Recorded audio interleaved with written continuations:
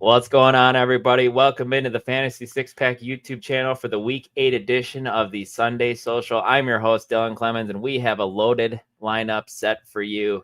Kicking us off is Matt from the Parlay FF Football Guys, here with me to talk his betting card this week. Then we have Joe Bond, founder of Fantasy Six Pack and multiple-time top 5 ranker, coming in to talk about his Week 8 rankings and questions like, can you trust Derrick Henry this week without Lamar Jackson against the Bears?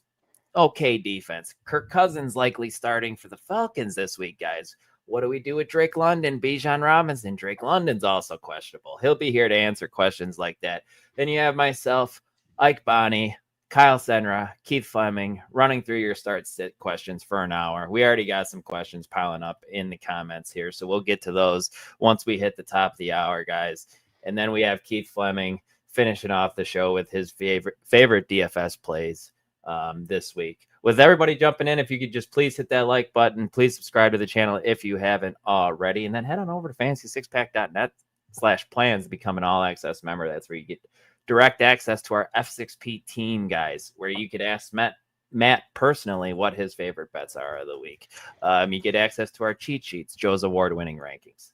So that's fantasysixpack.net/plans to become an all-access member. But Matt, my guy, let's jump right into things, man. How you doing this morning? And you can just go ahead and jump right into your first game.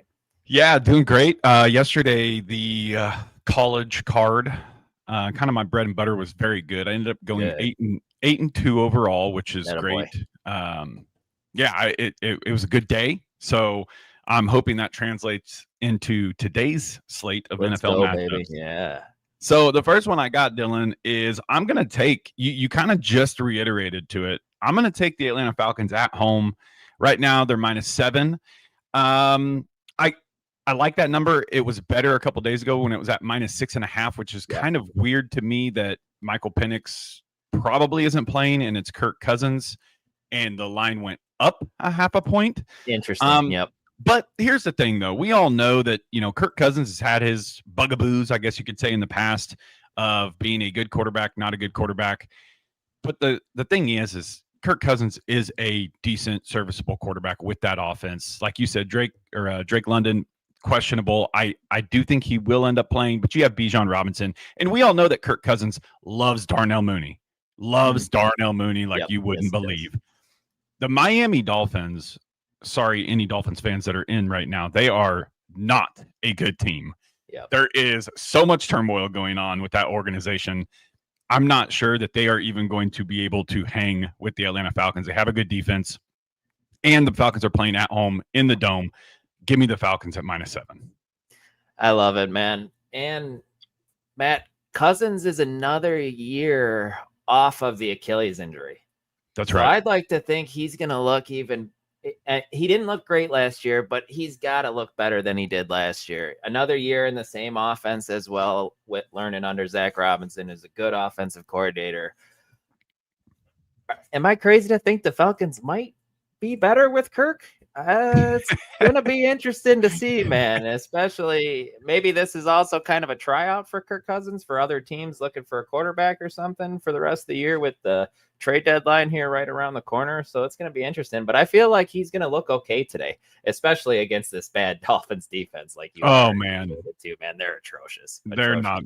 Yeah, it is not good. Their offense isn't very good. Their defense isn't very good. It's just, we keep waiting for the inevitable for moves to be made in that organization. I think 3 weeks ago, we all thought that Mike McDaniels was going to lose his job. Then Tua comes out and blasts leadership. Then Mike McDaniels comes back out and blasts Tua essentially on a live interview. It's crazy. What's going on? Like, it's either they need to get something figured out quick, like today quick, or I think that whole organization will be moved at some point in time, whether it's during the season or after the season.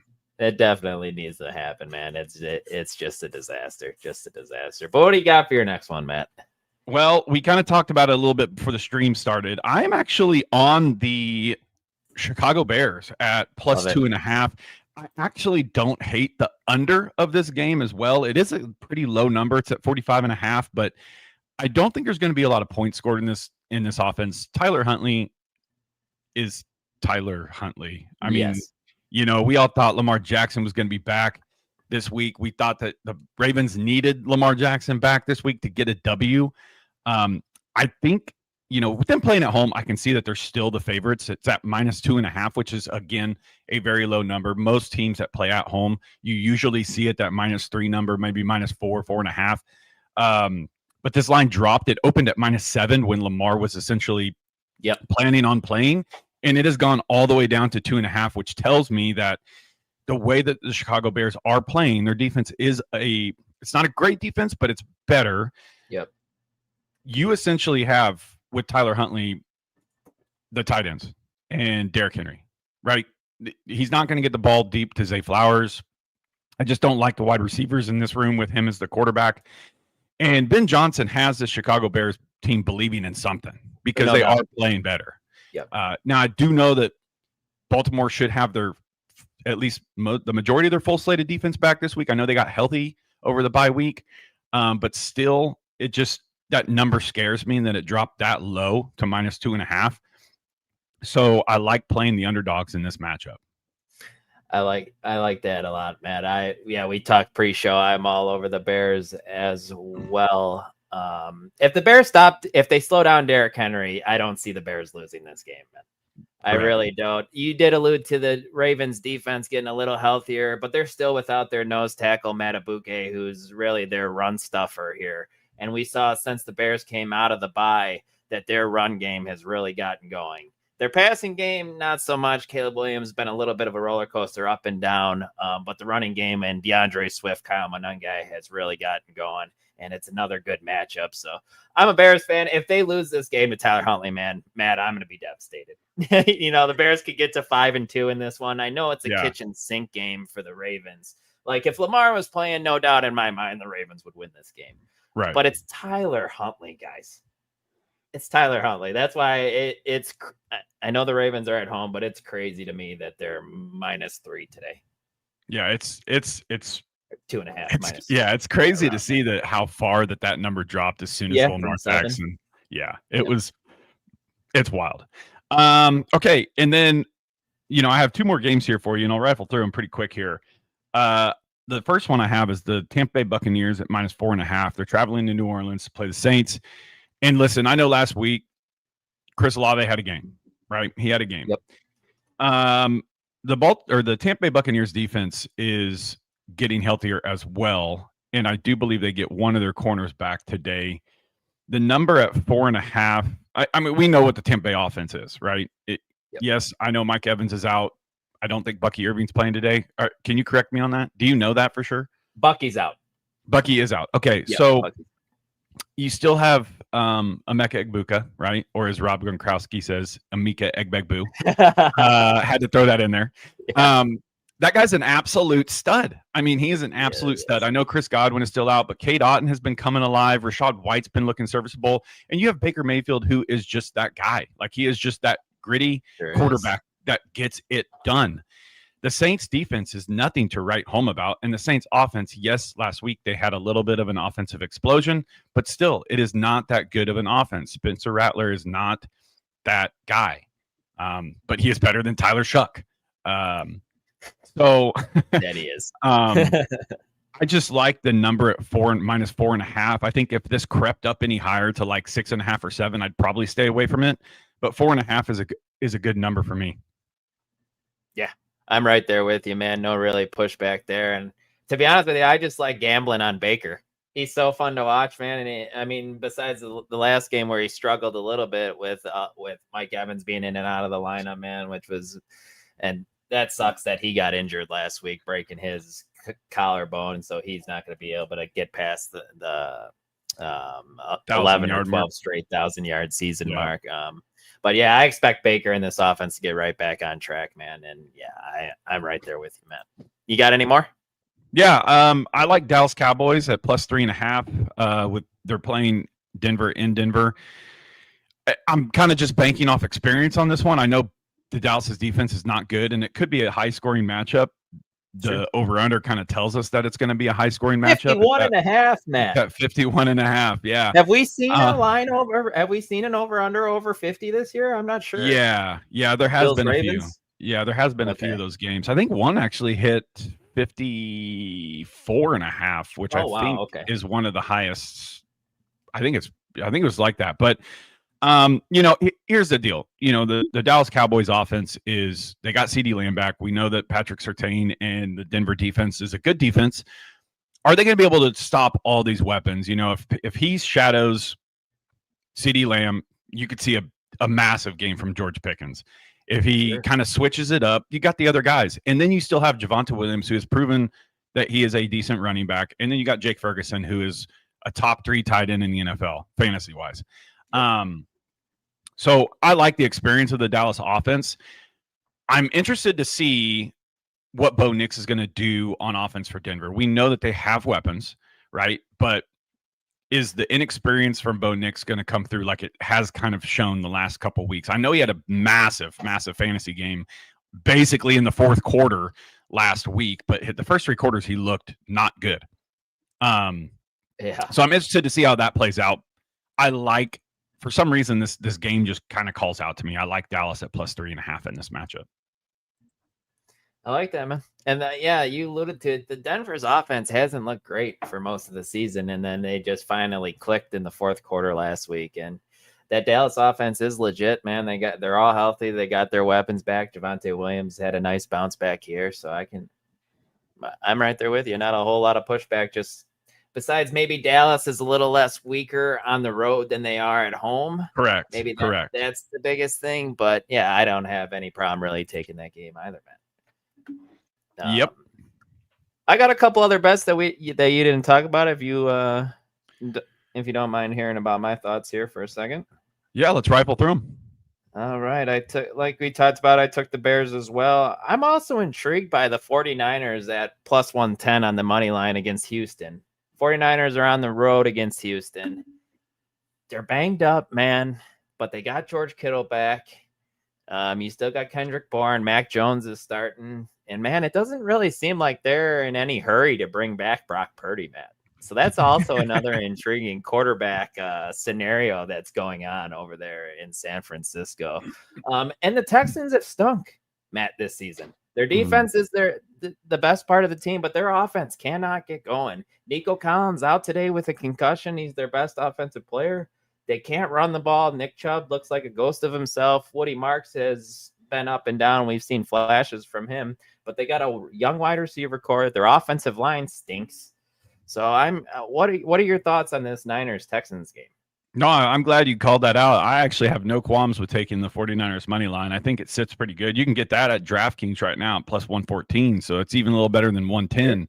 The 49ers, they've kind of pieced things together, right? I mean, they find a way to continue at least competing in games, if not winning by a small margin. That's why I would prefer in this game to take a money line of either team, just because I don't think that – I mean, it's at +2.5 for the 49ers, so that is actually a pretty good number if you'd rather roll with the spread. But no, I agree with you 100%. The Texans offense is atrocious, and Christian Kirk's out. Nico Collins is out. You got to rely on old man Dalton Schultz, who looks like he runs like a 10-second 40. And then you got Jaden Higgins, who was irrelevant last week. Is he going to get involved? Jalen Noel, young guys. You got basically the Iowa State receiving core. I have no problem taking the 49ers money line on this or the spread. I think they are a better team. I know the Texans' run defense is good. So Christian McCaffrey, but again, it's Christian McCaffrey, right? Like he just, can he ever be stopped? I like that. I like that call out. I like it. All right. Love to hear that. And then just one more real quick, man. And it's your Pittsburgh Steelers. Mm-hmm. I like them on the money line too at +130. They're also underdog they're getting 3 points too at home, guys. We already know the storyline. Aaron Rodgers against the Packers. If there's any game he's going to want to win, it's this one, Matt. So what are your thoughts here on this game? No, I don't mind that either. Pittsburgh coming off a loss, a pretty gross one to the Cincinnati Bengals. They're going to be fired up. Aaron Rodgers is going to be fired up for this game. It's at home. I do like playing the home dogs in a lot of circumstances. It just kind of depends on injuries and whatnot. But again, like you said, the Packers offense has not looked very good. Jordan Love is not playing his best football. I'm hoping that continues as a Steelers fan today for that.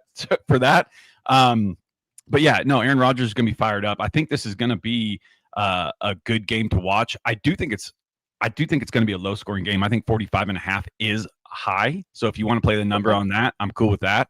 But yeah, no, I think the Steelers just, their defense finds a way to get something done, get something rolling, because they have not looked good. So if they're going to take advantage of anything, let's do it at home against the Packers offense, who is expected to beat us. Obviously, if you look at the lines, I just want to see them getting something rolling. So let's go, baby. Yeah, I'm a Steelers fan right there with you tonight, Matt. So, all right, buddy, before we get you out of here, we appreciate your time as always. What do you got going on the rest of this year? And yeah, if you guys want to catch us, again, you can follow us live on Fantasy Six Pack's YouTube channel every single Tuesday night, where we will do our early week betting. You get three free bets from us each and every Tuesday. Then, like Dylan said earlier, if you guys want to become all access members, you head over to fantasysixpack.net. Get your membership, guys. You can see all of our bets for every sport that we do, and you get our full slate. Spotify, Apple Podcasts. You can find us at Parlay Fantasy Football Podcast. Love it, Matt. I appreciate you as always, man. Can't wait to talk to you next week. Have a good one. All right, take it easy, guys. Good luck. Later.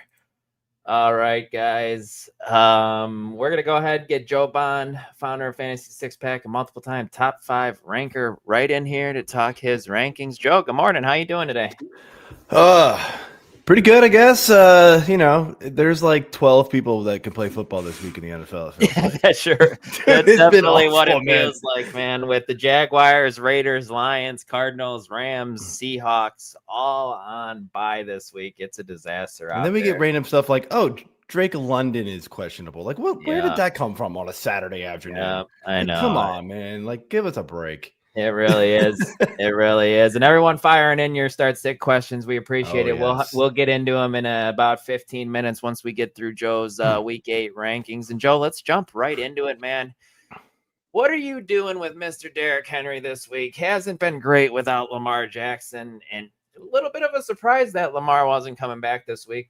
Matt and I just talked about it. The Vegas line opened at the Ravens -7. So Vegas anticipated Lamar being back, but now it's Snoop Huntley. What are you thinking about doing with Derrick Henry here? Obviously, you're playing him with 6 teams on bye. Are you tempering expectations, or what are your thoughts here, man? Honestly, I'm not. I think the last time we saw him, right, he scored 17 points against the Rams. Didn't even score a touchdown in that game. Should have. That was a stupid 4-down call from the 1-yard line that the Ravens run the tush push twice. Dude, I have no idea what they did. Like, you have Derrick Henry, the largest man in the planet. Yeah. Like, just give him the ball. Like, what are you doing? Like the Bears have been great against the run. Give him the ball. They're gonna have to utilize him. Matt said it. Tyler Huntley is not gonna be, chucking it downfield to Zay Flowers. I just don't believe that's gonna happen. You're gonna get. They're gonna win this through dinks and dunks and just running this ball hard with Derrick Henry, I think. And the Bears defense, they're not good from like a yardage allowed standpoint. They're making their heyday from turnovers, man. Bingo. Like, it is big time turnovers. And like, I don't like that. I said this in an article a couple weeks ago. I don't like to bank my defenses in fantasy off turnovers. There's a few times every year where it's like, all right, I mean, like when you get an average like 3 a game, I'm just gonna ride this. They're very opportunistic. It feels like shades of like Dallas from years ago, right? When they just turned the ball over tons. They were a terrible defense, but like, hey, we're gonna get 2 picks and a fumble every game. Yeah, you're good. So that's kind of where I see that going. I'm actually picking the Bears to win that game. I just don't think the Ravens have it in them. Agreed, man. And it was shocking that Lamar wasn't able to suit up this week, and because they need to win this game. And they do. Maybe they still do, but yeah, Matt and I were both all over the Bears betting wise too. I'm still getting points and on the money line, but yeah, oh boy. And you're in that area in DC, and so like right between the two. So you probably hear it on sports talk radio and stuff. They're probably. I don't listen to the local radios, but it's I hear from people, and they were very disappointed when Lamar was ruled out. Yeah, Yeah, it's an odd one, that's for sure. But let's jump into another one, Joe. And Michael Penix Jr., another guy who was a little bit of a late add to the injury report. I thought I could be wrong there, but Kirk Cousins is likely starting this week. Drake London also, you talked about it, is also on the injury report, who's questionable. Not sure if he's going to play. What are your thoughts with Kirk Cousins and his wide receivers? You can dive into your thoughts on Mooney without Drake London if you want, but you still discuss with about Drake London. And what are your thoughts about Bijan as well with Kirk Cousins? So yeah, there's a lot to unpack. I'll try to go quick with this one. Sorry. First off, Kirk Cousins. I'm not starting him anywhere.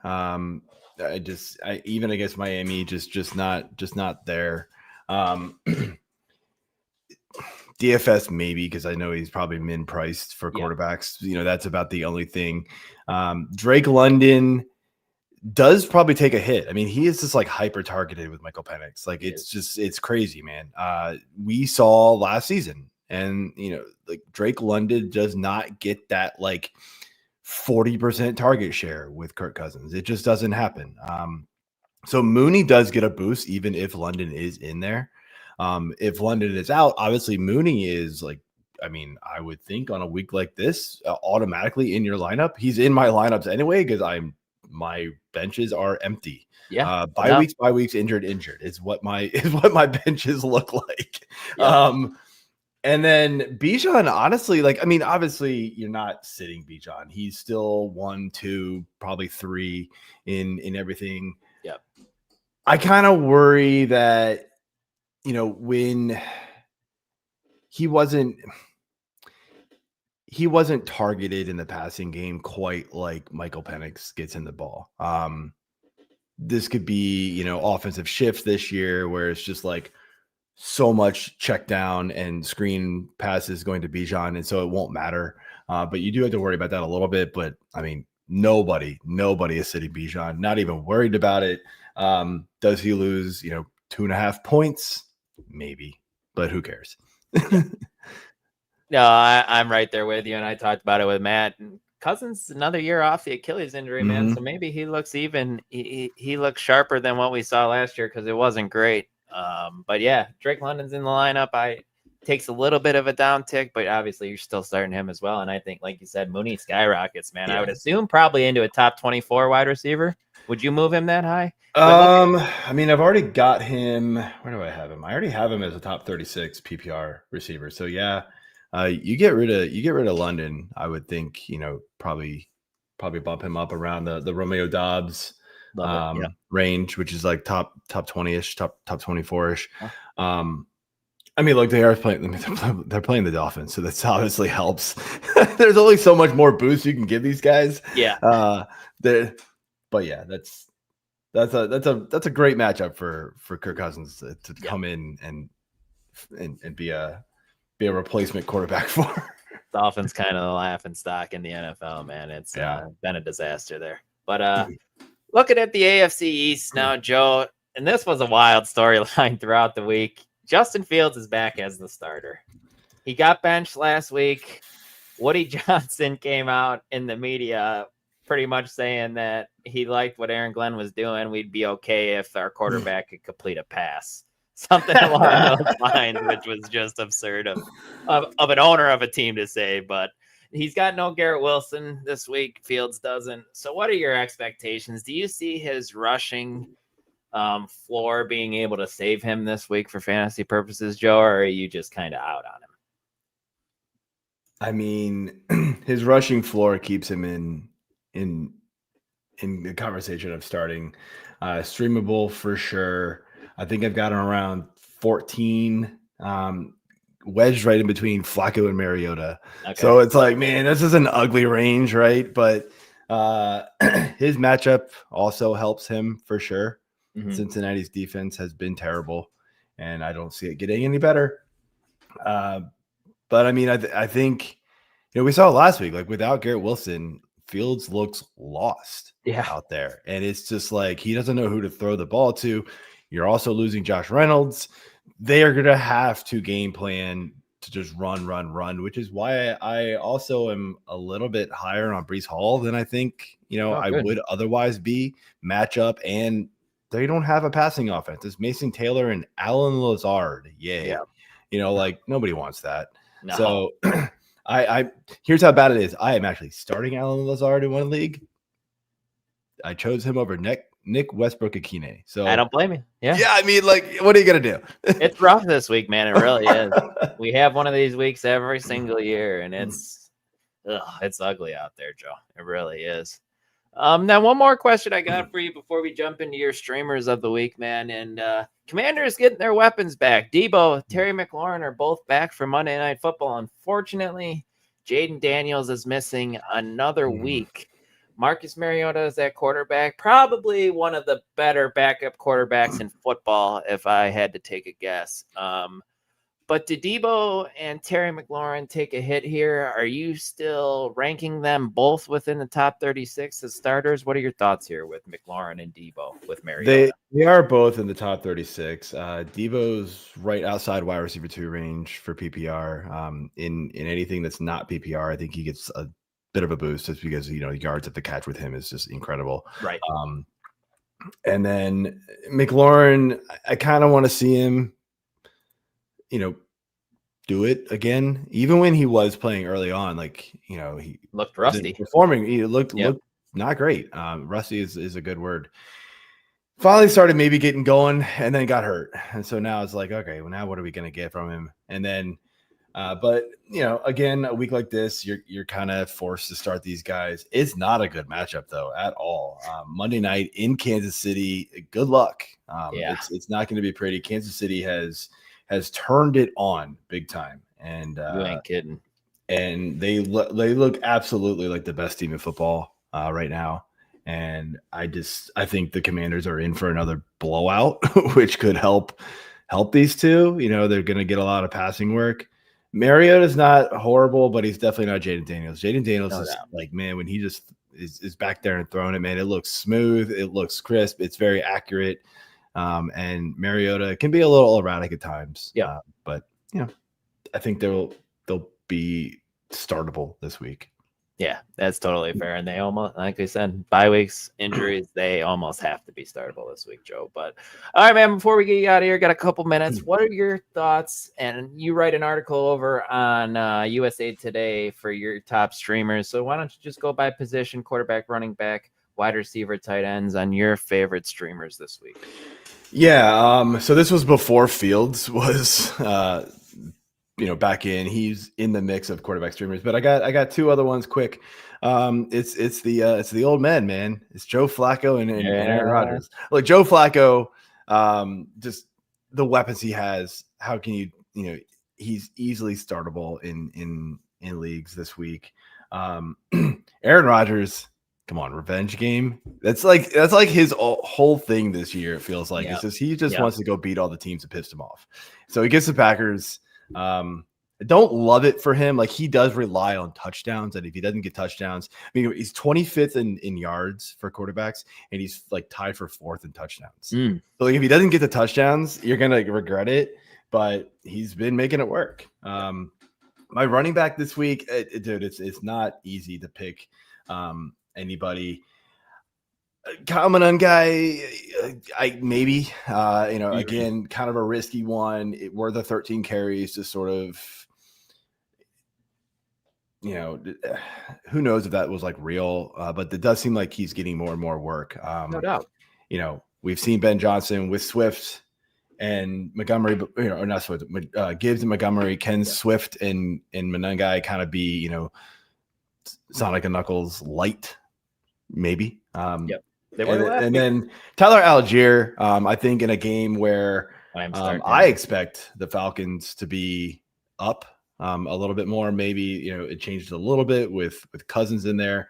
But I think in a game where they can be favored in this one, you're going to see Algier get a lot more work. And I think he's averaged 14 carries and 11.5 half PPR points in the games that they have won, and definitely nowhere close to that in the games that they've lost. And so this is a game where they're, I think, clearly favored. And so you're going to see a little bit of Algier. Receivers, Tez Johnson, I think that's an easy one. I'm really kind of shocked that he wasn't rostered more. Not a whole lot else on receiver. I'm not going to lie. Like, good luck this week. Tight ends, I was going back to Harold Fannin. I don't know what his rostership percentage is now, but when I wrote this on Thursday night, it was still under 50%. So he's out there in a lot of leagues. You can go to Colston Loveland. There's guys out there like Dalton Schultz was under rostered at one point this week. Mason Taylor was still out there. Like, there's a lot of random tight ends that just, I think it's just name value. Like, people are still playing, Hawkinson. Like, that's not working anymore. Like, just move on. Go for these higher upside younger guys. Hawkinson's going to get you 4.5 to 6 points every week, and then that's it. Like, who cares? Go for these other guys who are just getting targeted. Yeah, and like Dalton Schultz could lead the team in targets this week. Yeah. All right, Joe. Colson Loveland is his role was already growing, and now no Cole Kmet. Like, hey, I'll take that for sure. So. Yep. And you like the way they use Colston Loveland too, lining him up outside of receiver and stuff. So definitely. I like that call a lot, Joe. But all right, man, we'll get you out of here. But before we do, why don't you go ahead and plug what you got going on the rest of the season, my guy? Yeah, man. At F6P_Joe is where I'm at on the socials. And then the rankings and a lot of the stuff I do is over on Fantasy Six Pack. I write a couple of articles every week for USA Today. One drops on Monday, one drops on Friday. And then, jump in our Discord, become an All Access member, and hit me up all week long. That's where we're at. All right. Love it, Joe. Appreciate your time as always, my guy, and can't wait to talk to you next week. All right, man. Have fun, guys. Good luck. We'll do later. All right, everybody. Now let's go ahead. Let's jump into the start-sit portion of the show. We got Mr. Ike Bonni, Keith Flemming, Mr. Kyle Senra. Keith, I want to go to you right away. A lot of news around your Falcons being the resident Falcons fan. What are your thoughts with them this week with Kirk Cousins in there and the offense and his playmakers? Well, just remember, everything's awful in Atlanta. That's the one constant since the 1960s when our franchise was established. The worst thing that can happen, so probably the most likely, is for Kirk Cousins to go out and ball today against an awful Miami Dolphins defense, then starting basically kicking up a hornet's nest in the media and amongst our fan base. It's going to. Not taking into account that the Dolphins suck and there's like a mutiny going on right now. And it's so bad that there's people, basically theorizing that Drake London won't play because they're worried about how good Kirk Cousins will play. And you know what? They should be. Like they should be. Aaron Rodgers, again, year 2 from the Achilles injury. Same thing Kirk Cousins had, has looked a lot better. And Kirk Cousins at times last year looked good. And he was not ready physically. So, I'm fully confident in Cousins. He's probably going to be, he is my quarterback in most of my DraftKings cash lineups. He's $4,400. And again, he's playing the Dolphins. And they're in a dome, which is the other thing. His dome, road splits have been just unreal. Really going back last few years. So considering that's about the worst thing that can happen, I expect Kirk Cousins to go out and throw for 300 yards and 4 touchdowns. I love it. It wouldn't shock me either. Against this Dolphins team, it's awful. Kyle, good to see you too, my friends. Let's jump right into it. And Kyle, we'll let you start. We got Jalen Waddle against the Falcons or Teteroa McMillan against the Buffalo Bills from Frank the Tank. So looking at the 3 games without Tyreek Hill, 2 of those, Waddle was a top 20 receiver. Last week with the bad weather in Cleveland, he got his lowest targets of the season. So I'm kind of willing to look at last week and forgive him for that and look at those, top 20 those previous 2 weeks. Still think I expect to see an uptick in targets back to 8, 9, potentially 10 this week as opposed to, I think you only had 4 last week. So I'm willing to forgive Waddle. In a dome, right? This is at Atlanta, so certainly no weather concerns there. So I'm going to trust Jalen Waddle. I did see Tua was on the injury report, though. So I don't know who the backup quarterback is. Oh, yeah, Quinn. It is Quinn. It's Quinn Ewers. Quinn. I know Wilson was inactive last week. I don't know if that was injury related or not either. Is that something where if he's healthy, they should be playing him. He's the guy that I don't understand why you wouldn't give him a run. Your team sucks. He was a really talented guy that didn't work out to where we've seen these offensive people like Mike McDonald have the ability to turn around QBs Like, I don't know why you wouldn't be kicking the tires on Zach Wilson. No offense to Quinn Ewers. He wasn't the 3rd pick overall. And yeah, no doubt. Keith, where are you going to go here? Jalen Waddle or Tet?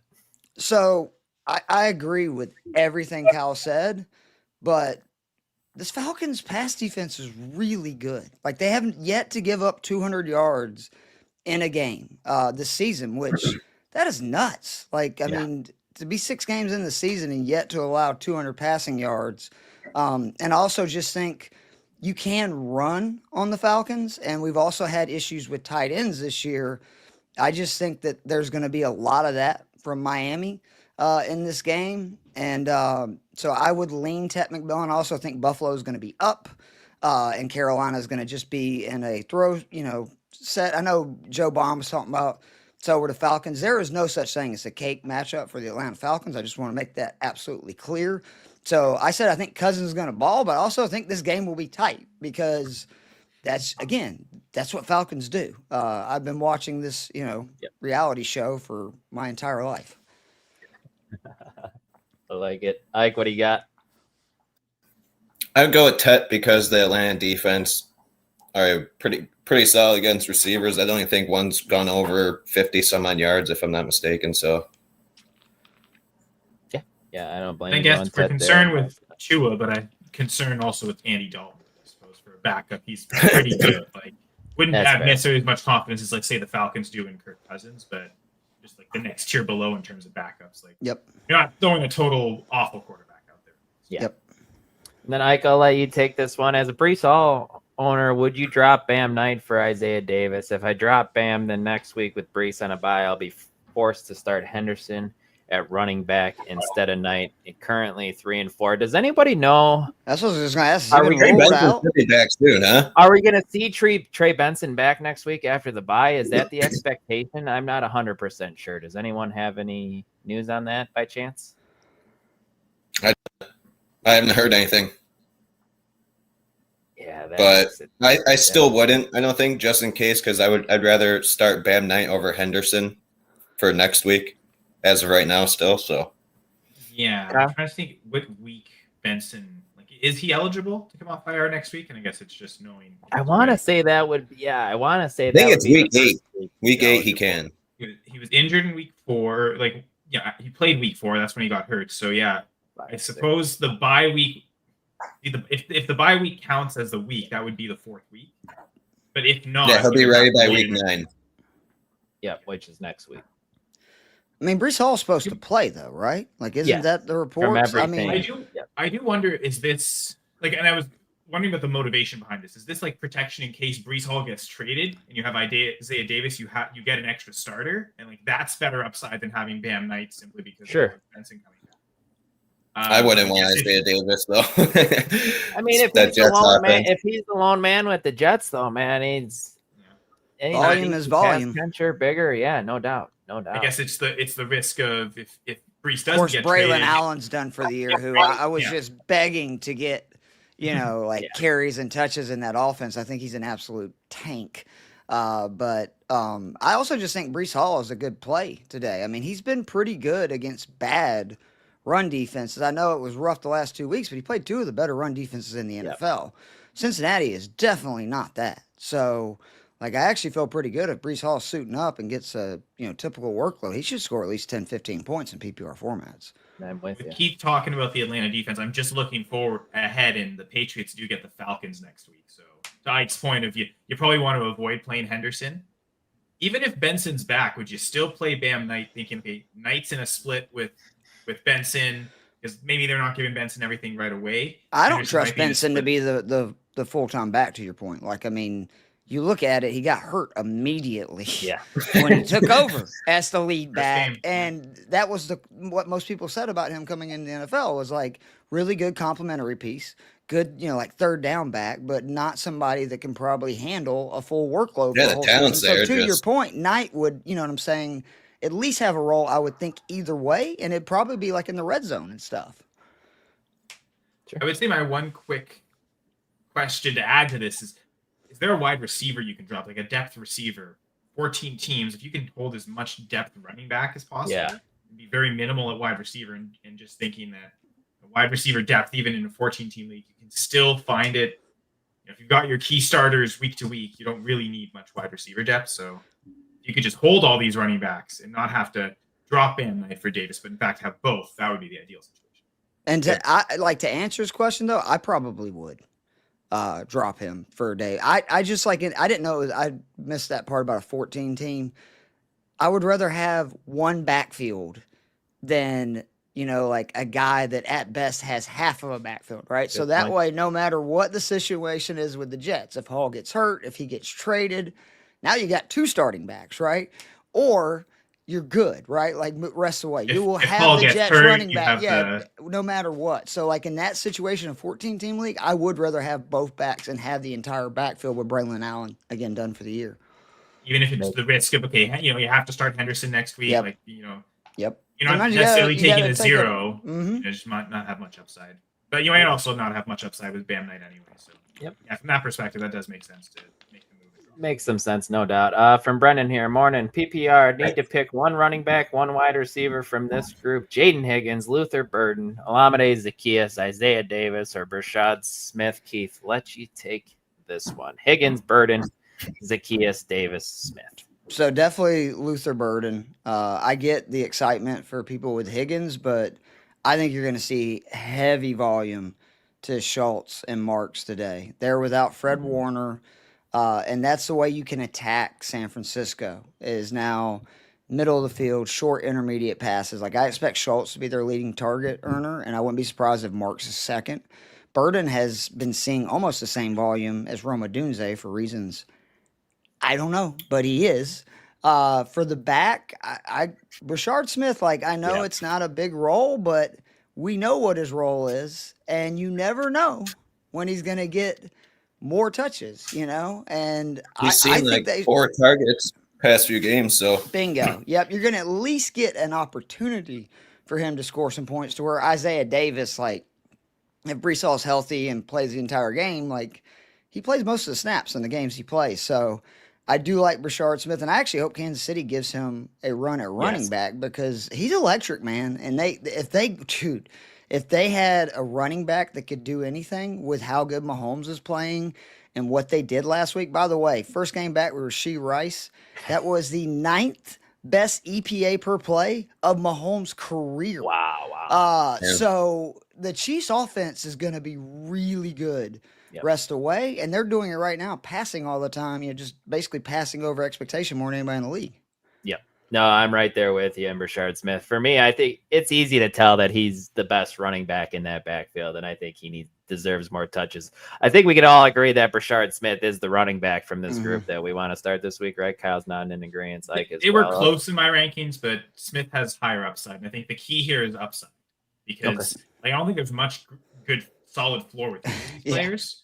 Zaccheaus, in theory, has a safe floor because he's getting so many targets, but he's doing absolutely so little with them. There's just no upside at all. So I agree with Keith. I think Burden and Smith would be the way I would go. Ike, you as well here? Clean sweep? Yeah, I'll keep it. All right. From Dylan here. What's going on this morning, man? Full PPR. Pick 2 quarterbacks. Justin Fields with no Garrett Wilson or Kirk Cousins against Miami. Dog crap defense. Maybe no London. Rodgers against Green Bay or Flacco here. Ike, will let you take it away. 2 quarterbacks. Where are you going? Pick 2. Shit. I'm gonna roll with Flacco and Rodgers for their revenge game. Even though I kind of want Fields too, and Cousins kind of good too. So I'm going Flacco no matter what. Yep. And then I'll go Fields. I think I'll go Fields because that defense is bad. Kyle? I mean, that's the game stack, right? You just stack both together and hope that game scores 50 between Flacco and Fields. Good point. I agree with Ike that Flacco is the one. The Jets' pass defense is atrocious, especially inside the 5. No Sauce Gardner this week either. Oh, is he out? He is out. I missed that. Out earlier this I needed week. to make some edits because I've been all over Higgins. I'm going to have to put Chase in a bunch of lineups now. I've got Flacco as QB 12 this week, so I do think he'll finish as a QB 1, and that's not even knowing Sauce was out, so I might even raise him a little bit. Yeah, I agree. I kind of like just going with both defenses really are bad. Bengals and Jets defense. So play both quarterbacks. Yeah. Keith, you in on Flacco and Fields as well?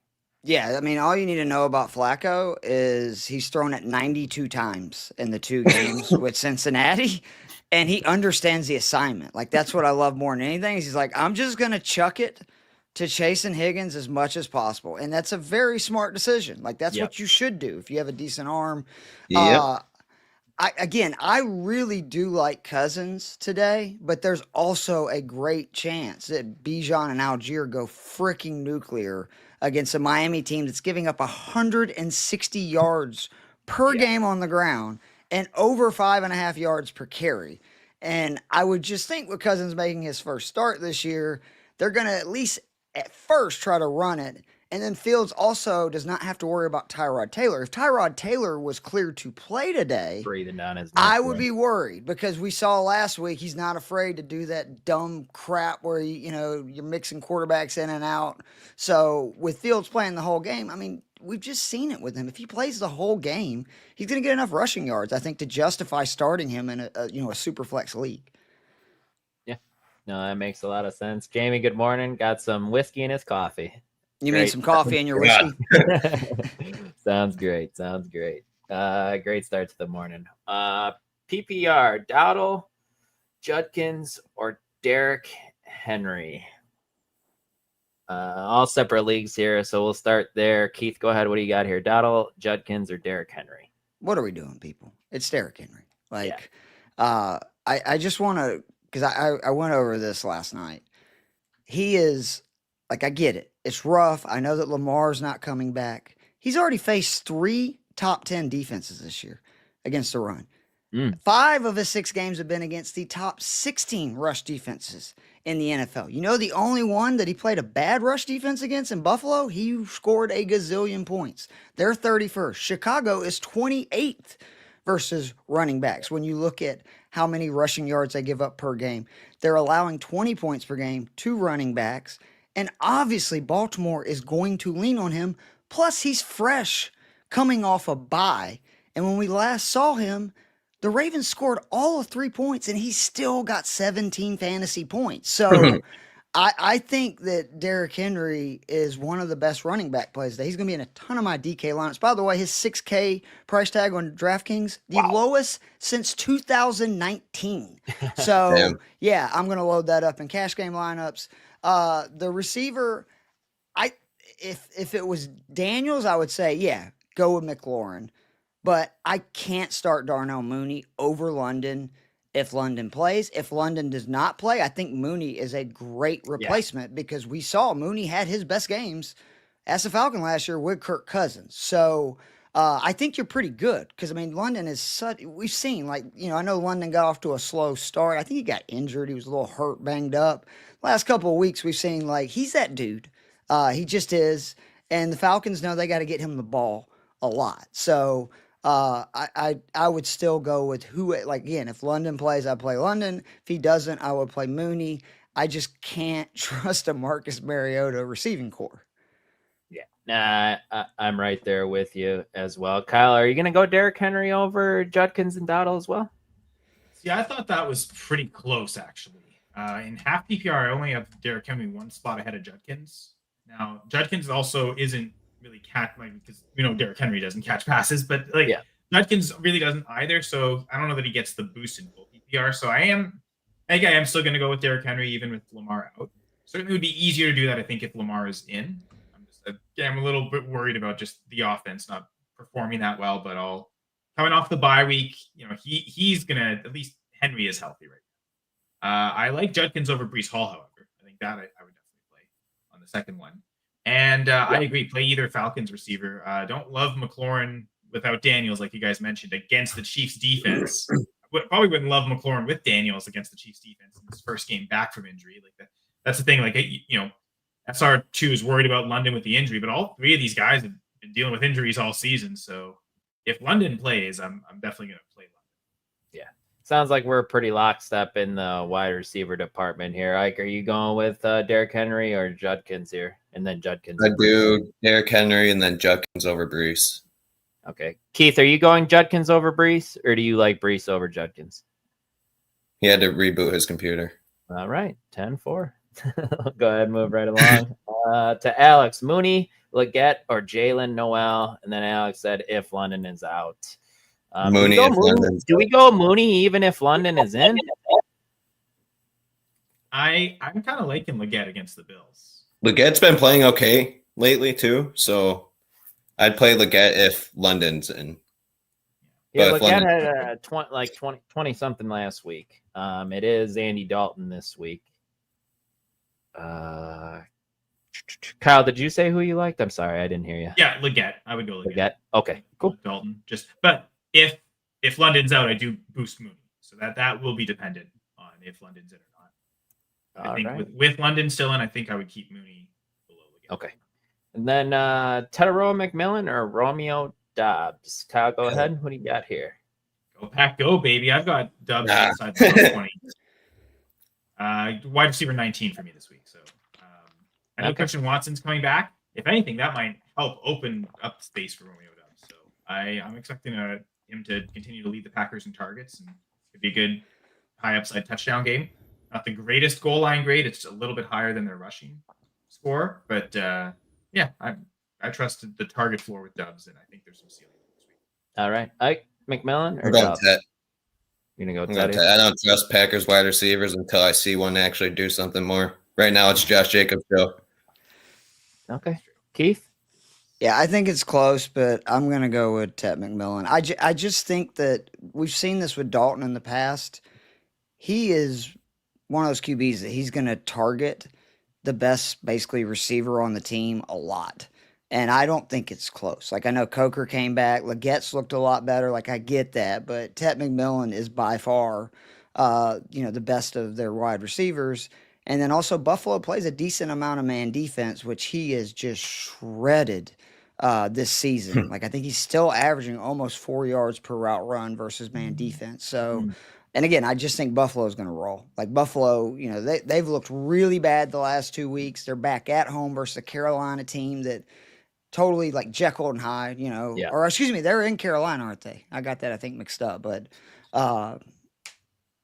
They are in Carolina. okay, yeah. But either way, I still don't care. Like, Carolina's better, but Buffalo coming off a bye, having lost the way they did on Monday night, I think they're going to be angry, and they're going to take it out on Carolina, which, again, that's great news if you have, like, the number one wide receiver for the team that's getting throttled, because they're going to be in just chuck-it mode early and often during the game. Yep, agreed there. Xavier Worthy or Juwan Jennings full point PPR? This one's Tough. pretty easy for me. I'm gonna go Xavier Worthy. No, That's where I thought, yeah. Keith, what are your thoughts? I saw you thought this one was close. I'm just worried about all the injuries Juwan No, Jennings is it's dealing with. very fair. It's just I guess do X is- think that Houston has the pass rush and the ability to stop the run that is going to force San Francisco into a quick passing attack. Okay. And, Jennings is probably going to get a good amount of targets. There's no, Purcell. The Titans have been excellent versus tight ends. And we saw Kittle last week. Really, I don't even think he got a target. Obviously, though, it was a huge help to CMC. I don't think it was a coincidence. CMC had by far his best rushing day, having Kittle for a full game. Right. He had, I think, like 5.5 yards per carry. He was averaging 3.5. But I still think versus that Texans D, it's going to be very difficult to run on. And again, they get pressure at one of the quickest rates in the NFL. So I just think it's going to be a lot of quick passes. And I would assume that, Jennings is probably going to be the guy. Like, Bourne is really a big play dude. Like, it's not what I expected with him, but that's what he's been over the last few weeks. So I do like Jennings. I understand though Worthy. I mean, again, the Chiefs offense is absolutely cooking. Yep. And so I probably would end up starting Worthy. It's hard to sit him. I do think though Jennings has a higher floor than Worthy does with Rashee Rice back. Like, Rashee Rice ran 19 routes last week, 10 targets, and he's now tied for 11th for targets inside the 10-yard line among wide receivers with 4. He ran 19 routes, and he's already done that. So I think Rice is going to get so much volume. And then obviously, Kelsey's still going to get it. We've seen Smith's been getting it. I am worried Worthy's going to be the guy in Kansas City that has to kind of, maybe become a little bit more gimmicky, right? And rely on big plays to consistently score points in fantasy moving forward. All right. That makes some sense. Kyle, like, anything to add there? You mentioned with the injuries, like that's until Jennings comes back healthy and shows he can produce, it's really tough to trust him. Was he playing like 4 broke ribs? Is that what he said or something? Something like that. What an idiot. Like, I mean, I respect it, but good God, like I've cracked 1 rib. I didn't want to get up out of the bed. After every play is cut. Oh my God, these people are nuts. Or either the drugs are really good. It's one of the two. Right. Little of both, I think. Good morning, Albert. Good to see you. Dion as well. Sorry to hear you're not feeling too good. Oh, damn, Dion. Get feeling better, buddy. Glad you're here, man. Glad you're here listening. From Cody here, Zay Flowers, Dobbs, or Rome, Dunze. Kyle, are you going to go Dobbs over Dunze Flowers here too? Not a Dunze, I think. I know it's been 2 bad weeks for a Dunze, but the Ravens is another pass defense that really hasn't been good this year. So I think bounce back game for a Dunze. I believe I have him ranked inside the top 12. Okay. I'm at wide receiver 8. Half PPR to be fair. Maybe in full PPR he goes up a spot ahead of T. Higgins. But yeah, all right. I kind of locked in on a Dunze this week. Good deal there, Ike. What do you got here? Flowers, Dobbs, or Dunze? A Dunze for you as well? Yes. Keith? Yeah, I mean, the only thing that concerns me about a Dunze is the fact that if you think the Bears are going to win, you look at DeAndre Swift, like his fantasy points and wins compared to losses. I think he's averaging like almost 17 points per game in wins and like 8 points in losses. That's almost identical to what it was last year for the Bears. And we saw last week, I'm not going to butcher his name because I can't pronounce names, but the backup running back, is it Monahai? How do you say that? Manungai. Manungai. Yeah, not going to get that right anytime soon. He also saw like consistent volume. So I think we saw that Ben Johnson is not afraid to just pound the rock, right? If they get up. But having said that, I just can't sit a Dunze. If Lamar was back, I think I would rather play Flowers. I mean, he's had at least 7, I think, catches in 3 or 4 Lamar starts, 8 targets in every game. But I can't sit somebody like a Dunze who we know his ceiling, for Cooper Rush. It's crazy to me that Lamar didn't suit up this week. It's disappointing, man. We owe Ian Rappaport an apology because he tweeted out after he practiced that it was more likely he would land on IR than actually start this week, and people were hammering him because they're going, he practiced today, you moron. It's like, well, obviously he was pretty tuned in because despite practicing, he's not playing. Practiced. Right, exactly. Yeah, thank you. I heard there was reports that, he was a full practice, but he was running the scout team offense or something. That's what it was, or something. Whatever role we designated him for that day, he participated in that role fully. Bingo. It was a full practice. The scout team probably didn't run one play. You know what I mean? Or like maybe they did run one play. Today was install. Oh, no scout team needed. Yeah. Yeah, that's why it's going to be interesting to see what the NFL does about that with the Ravens listing him as a full practice and then this happening. So, yeah. But Cody, good days are ahead with Flowers. Like, Flowers is going to be a huge asset if Lamar comes back rest of the season. Yeah. I mean, you guys were talking about it at the start of the show, like just on the line. Like, you couldn't believe that the Ravens are still favored by 3.5, but the line the whole week seemed to think like the odds makers thought Lamar was coming back. So, like, they fooled everybody. Like, they're usually pretty tuned in on London's inactive, huh? Told you guys, the Falcons are like, we are not letting Kirk Cousins go bananas. This is once he goes bananas with Darnell Mooney, and then we're like, oh boy, no, here Mooney's we go. gonna Pitts is the other guy too. Like they rarely line Pitts up as a wide receiver with Cousins last year. They've done that a ton this year, and I would be shocked with the success he's had if they don't continue to line him up as a wide receiver. And obviously, we've seen Bijan is, I still think, even with CMC having 53 receptions, the best receiving back in the NFL, or at least the most dangerous one. So he's still got plenty of weapons to throw to. Like, I'm not worried about that. And actually, it makes, like, DFS lineups, I feel a lot easier because I think Mooney is a smash play now. I mean, this is that, like, Miami's ranking versus wide receivers is good, but their ranking versus the pass is not, and so much of that is who they've played this season. They've already allowed 11 passing touchdowns, and they're giving up almost 9 yards per pass attempt. Yeah, no, I was going to ask you if Mooney becomes a lock, but it Oh, hell sure yeah. sounds like it now. Love it. Hell yeah, in the words of Love Stone it. Cold. We got Deebo, Darius Slayton, Josh Downs / Alec Pierce. Can you just play him Non-PPR. as that? Wouldn't that be awesome if it's like, I'm just going to play Josh Downs / Alec Pierce? No doubt, right? Could Alec Downs. Whatever one. Yeah, there you go. Alec Alec Downs. Is Deebo the answer here, boys? Or are we I going couldn't up? sit him for those guys. Like, I just can't. That'd be How my about link, Kyle. Non PPR. I do wonder, like Alec Pierce, there's the deep threat with this The Colts touchdown. offense. Who are they playing against? They're playing the Titans. Titans. I just think Jonathan Taylor is going to rumble bumble all over the place today. So, like, I get the Pierce. Pierce is such a boomer bust play to where I feel like Deebo, I mean, he's been lining up in the slot 70% of the time. That's why he's been so successful. I know last week was a mess, but I think it will be better this week because of who they're playing. McLaurin being back probably helps Deebo. Exactly. Incentives. Like he's still going to earn Yeah. targets, but Very it'll be good more point. Open. And he's the type of player, I guess, in non-PPR you like because he gets rushing attempts and like the touchdown chances are maybe there. I guess I just worry about the touchdown chances with Mariota against the Chiefs defense. Sure. I feel like the touchdowns probably are more likely to come with Pierce catching a deep threat, like a deep pass against the Titans. So I don't know. I think I'm leaning Pierce here with the settings. Ike, where are you going to go? Deebo or Pierce? Break the tie. Deebo. All right. Another non-PPR from Sublime here. Ike, let you take this one. Swifty, Rashad White, Rico Dowdle. I'm riding the Swift train for now. Okay. Keith? Yeah, the stat I just gave, right? Like if Lamar was starting, I would be going Rashad White or Dowdle for that matter. I mean, what a great, dilemma to have. But again, DeAndre Swift in games Chicago wins right at 17. I looked it up. It's 16.9 points per game last year. It's 16.8 points per game this year. In losses last year, it's 7.89 points. This year, it's 8.12. Like that is a definite trend. So I would go Swift if you think the Bears are going to win. If you or somebody thinks the Ravens will still win this coming off a bye, I would then play either White or Dowdle. Kyle, anything to add? I was going to reference Keith's earlier stat about the wins. Like it. There's nothing else to say. DeAndre Swift here.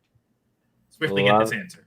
Love it here. And then Kyle, start with you here. Drake May or Baker, and then in the flex, Worthy or Dobbins.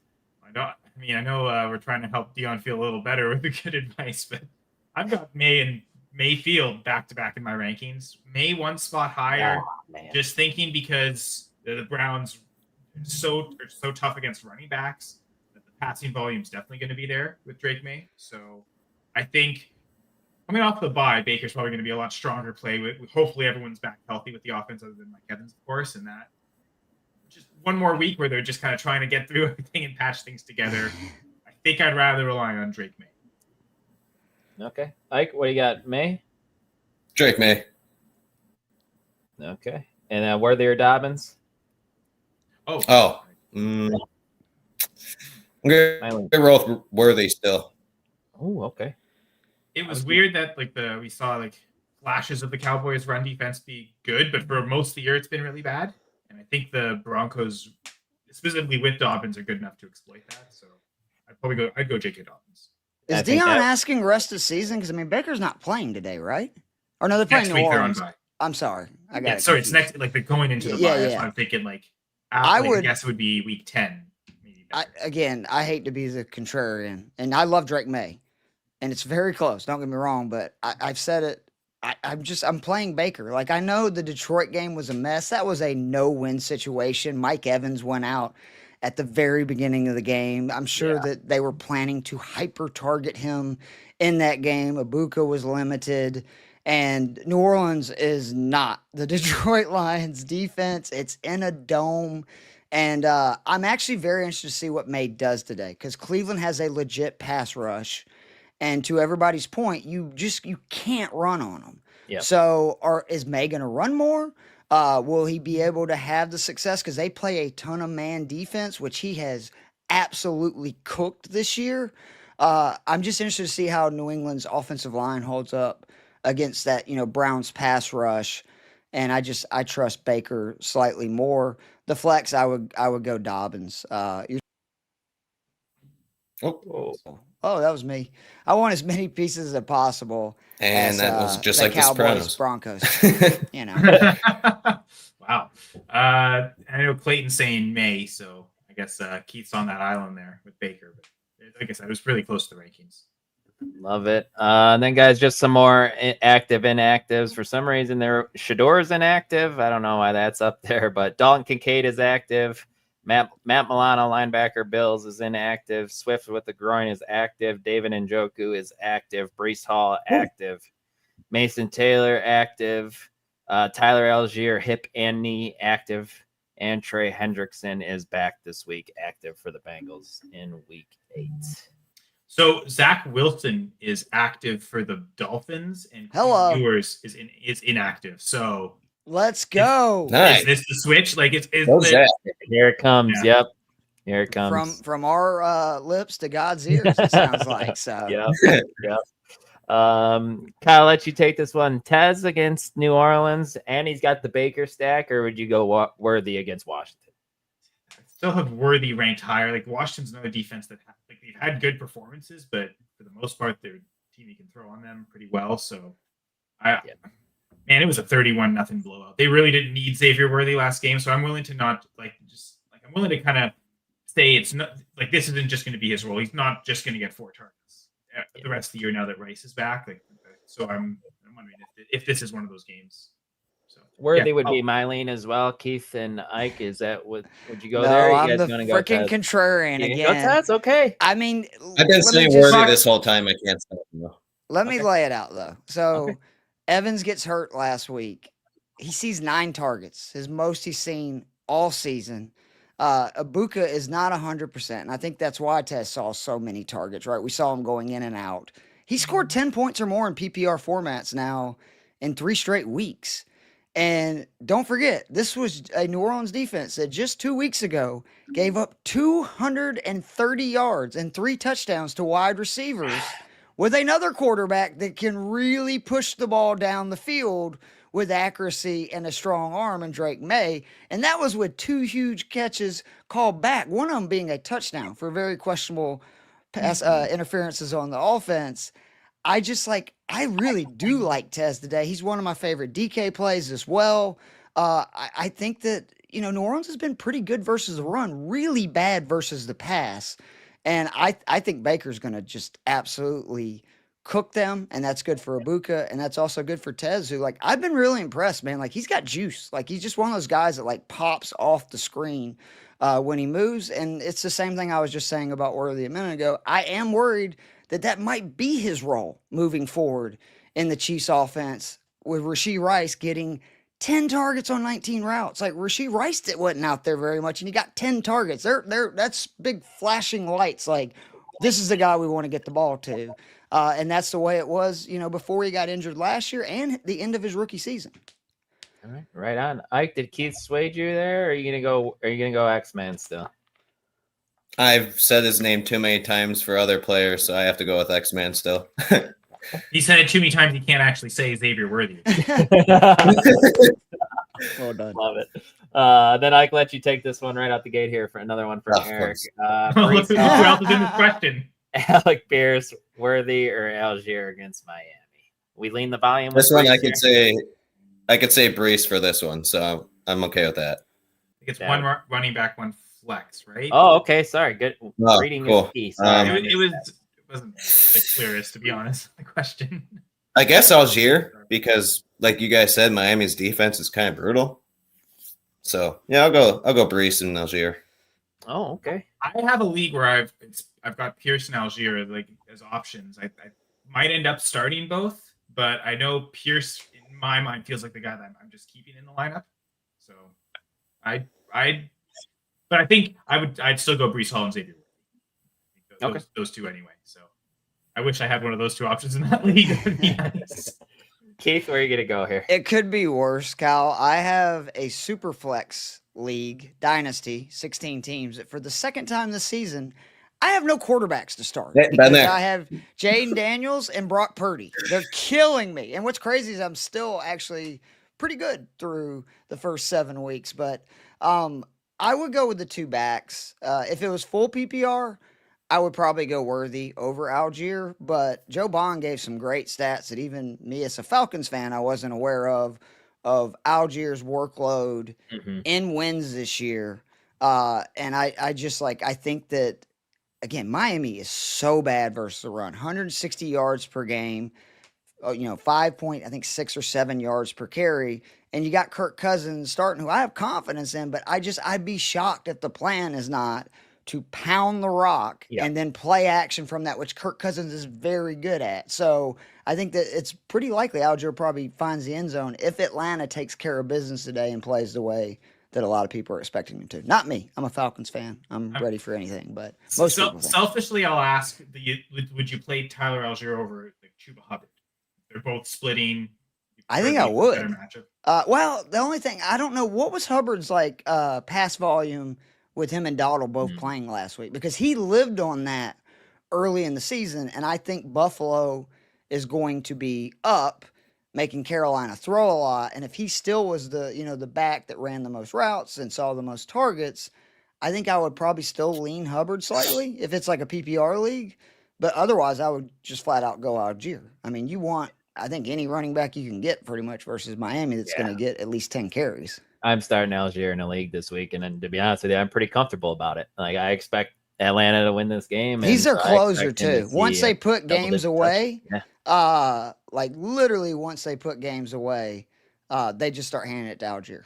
That is something that we've seen this for 2 years. It drives some Falcons fans crazy, but it makes sense. Algier never fumbles, and he gains yards on every run. As amazing as Bijan is, he gets stuffed a lot because he's that's the kind of back he is.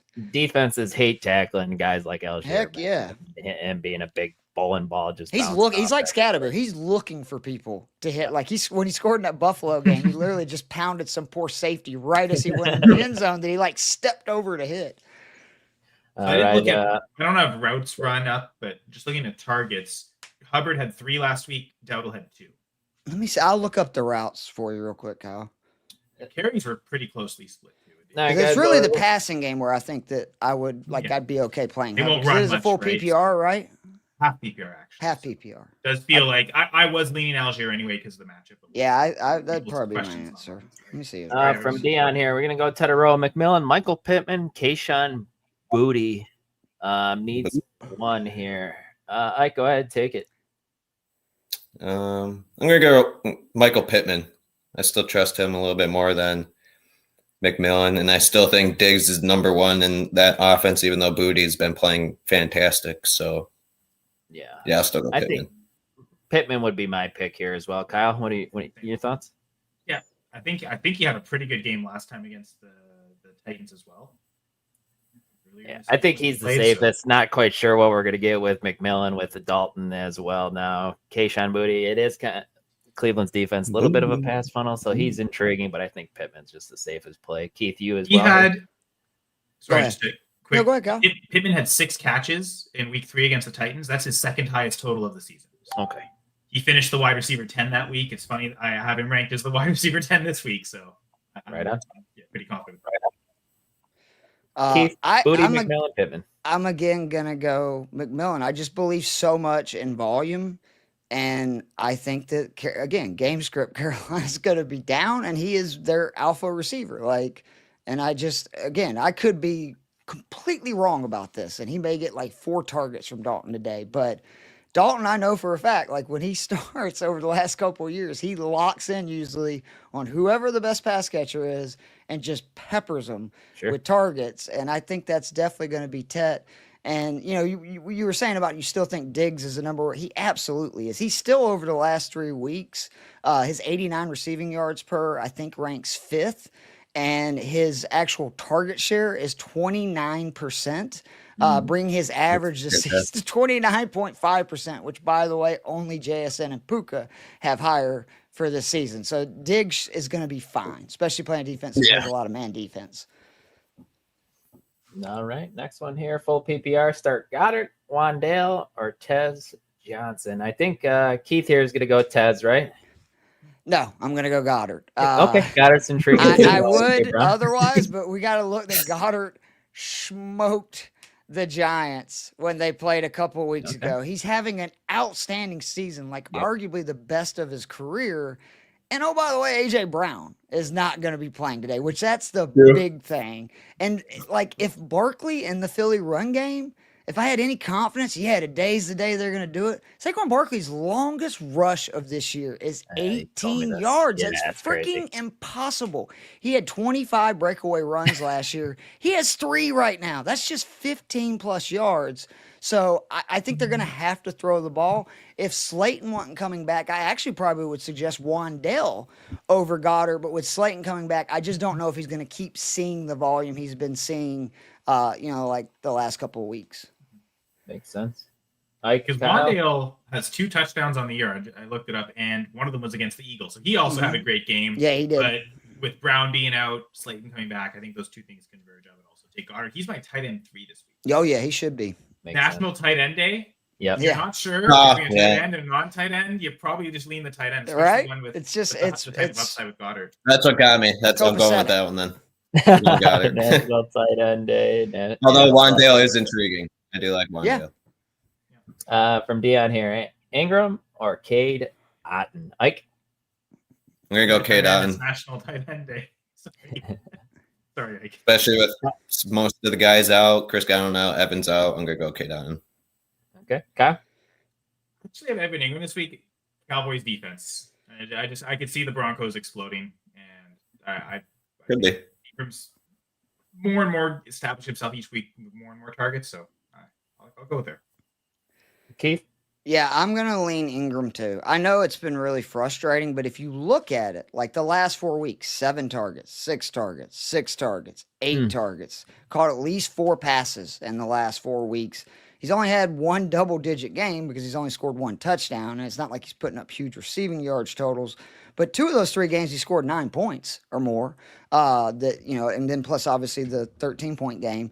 And then the big thing was what Kyle pointed out. I mean, Dallas, they give up 30 points per game. They score 29 points per game.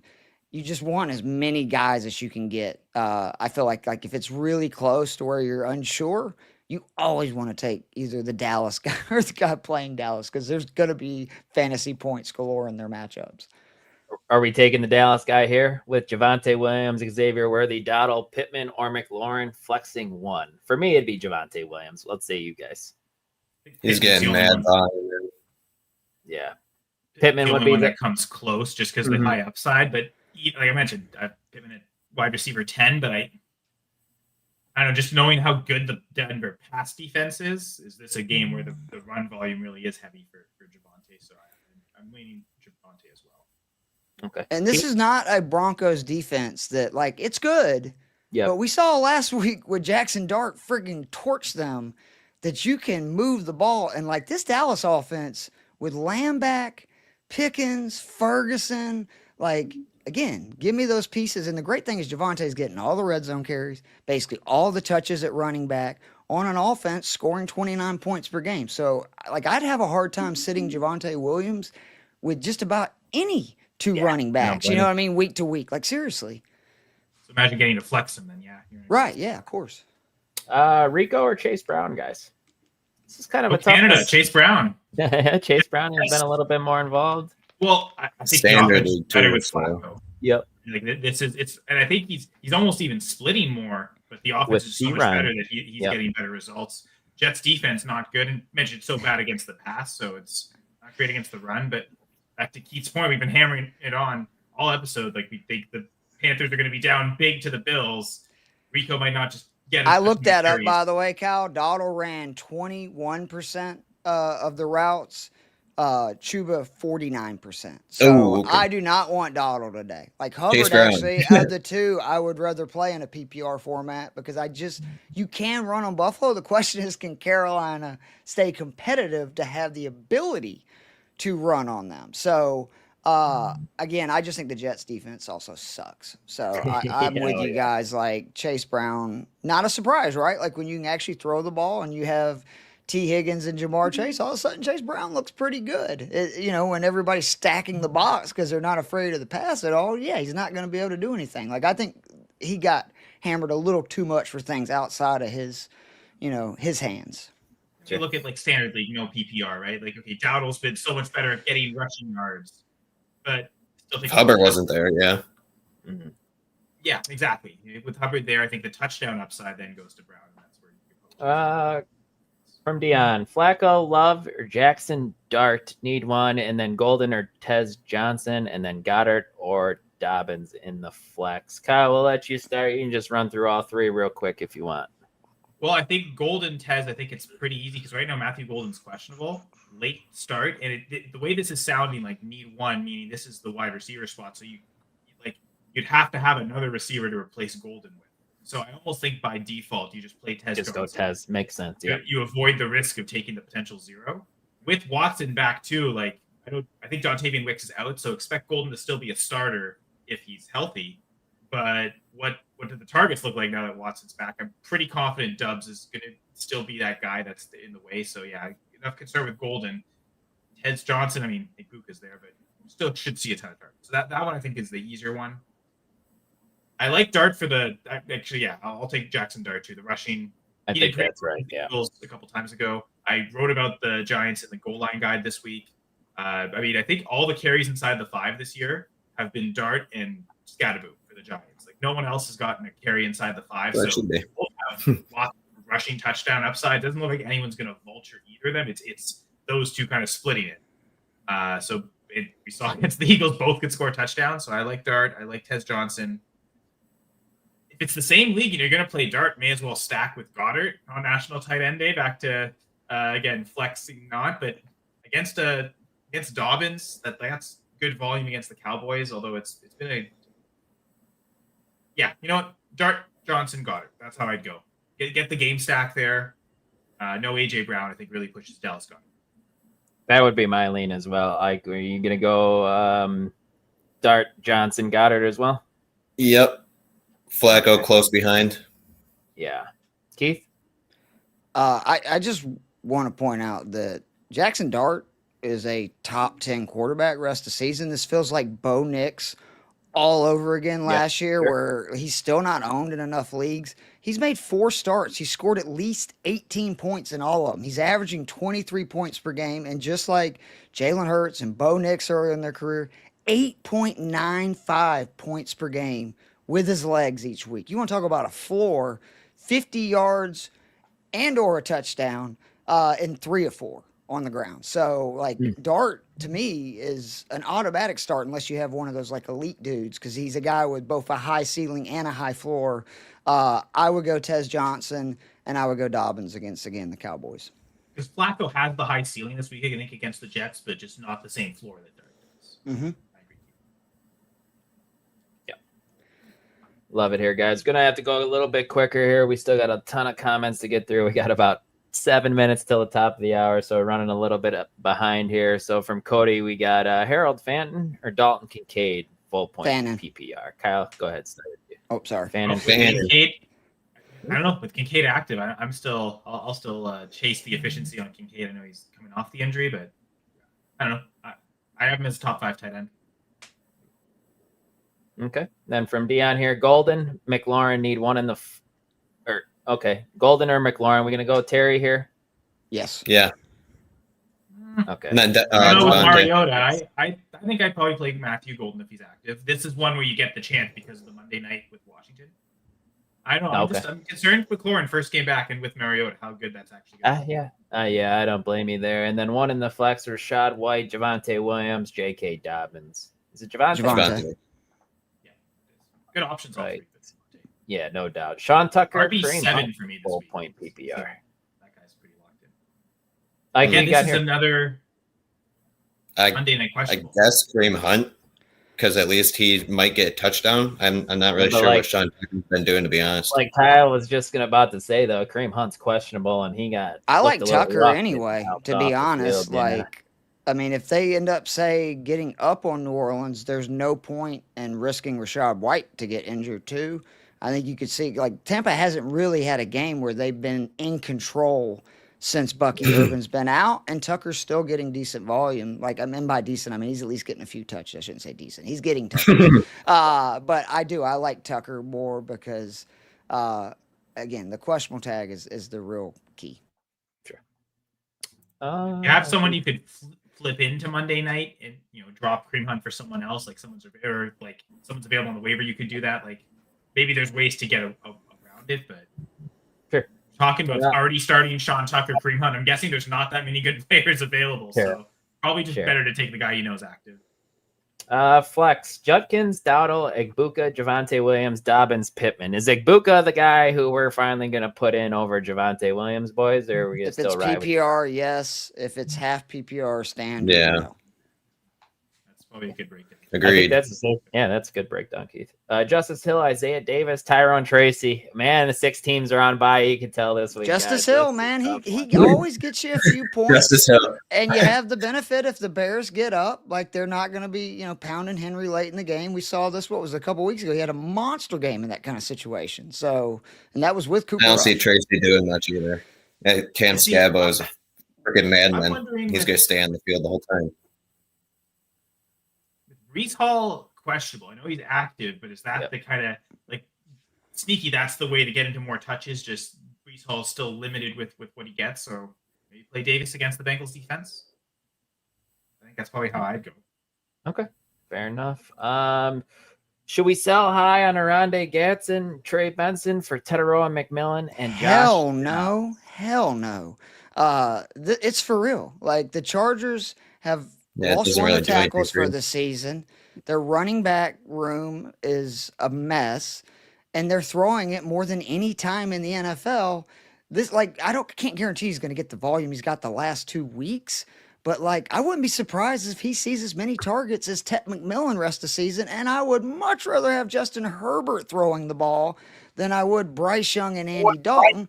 Plus, you're throwing in Trey Benson, so I would not.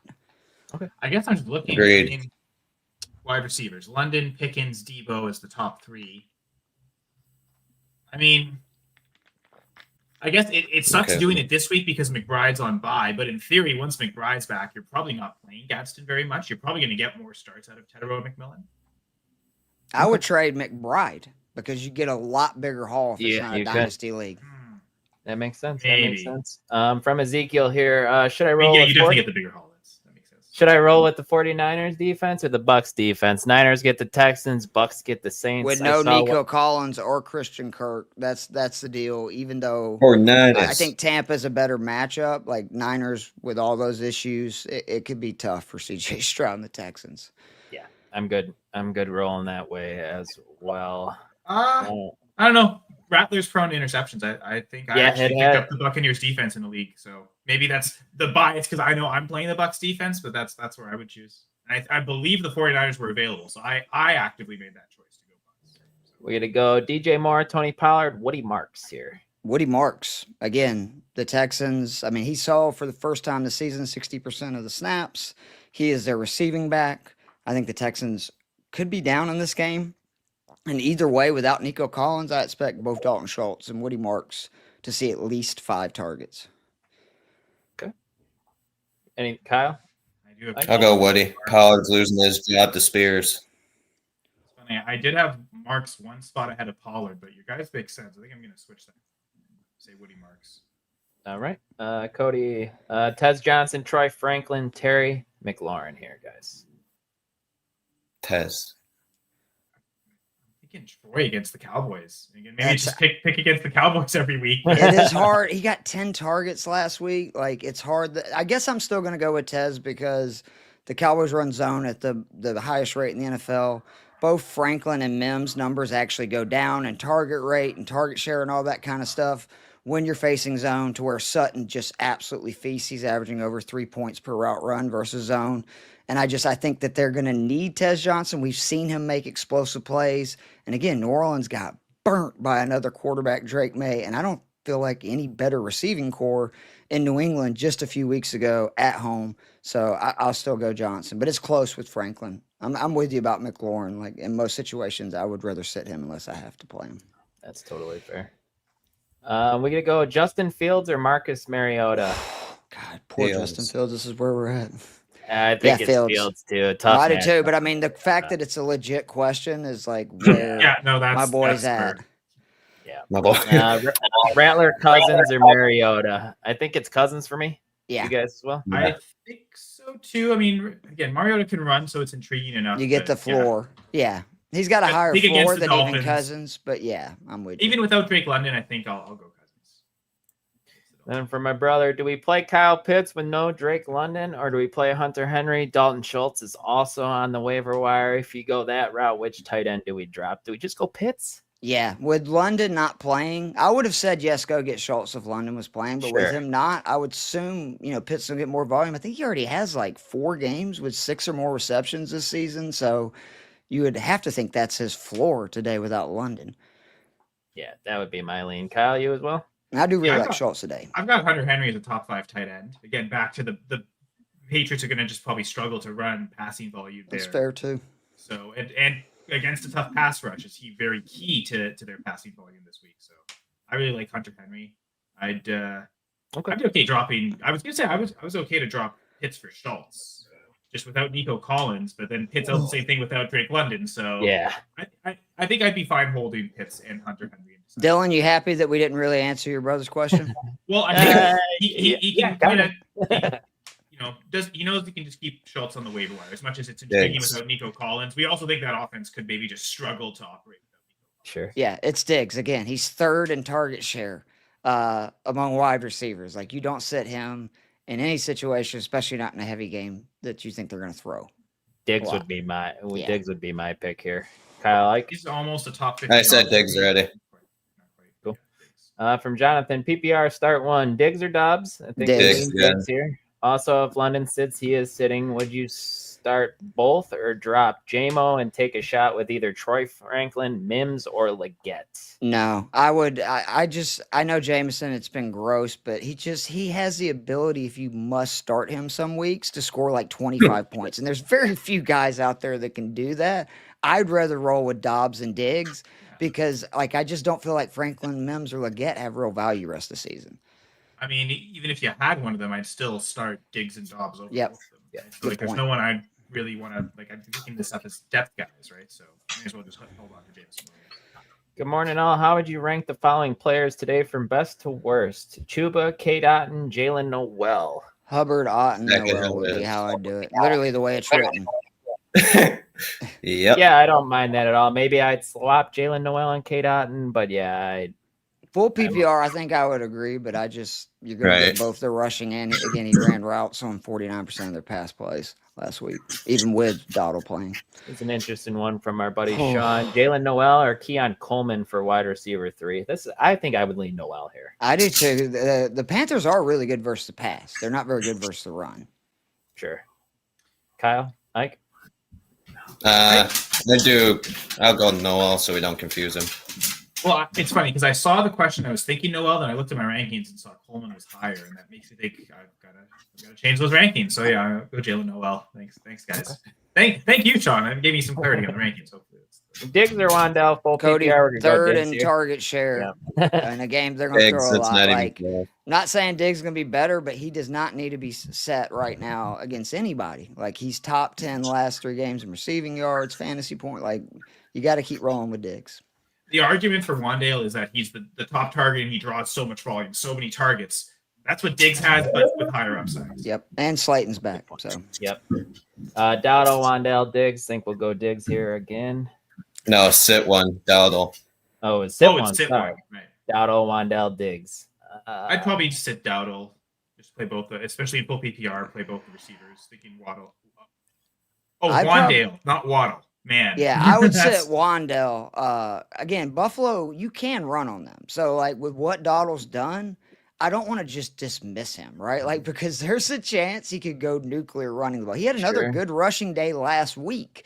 And we saw what, Bijan and Tyler Algier did to Buffalo last time they played. And then Derrick Henry did week 1. They struggle with the run. So, I would go Diggs and Dottle, but it's a good problem to have.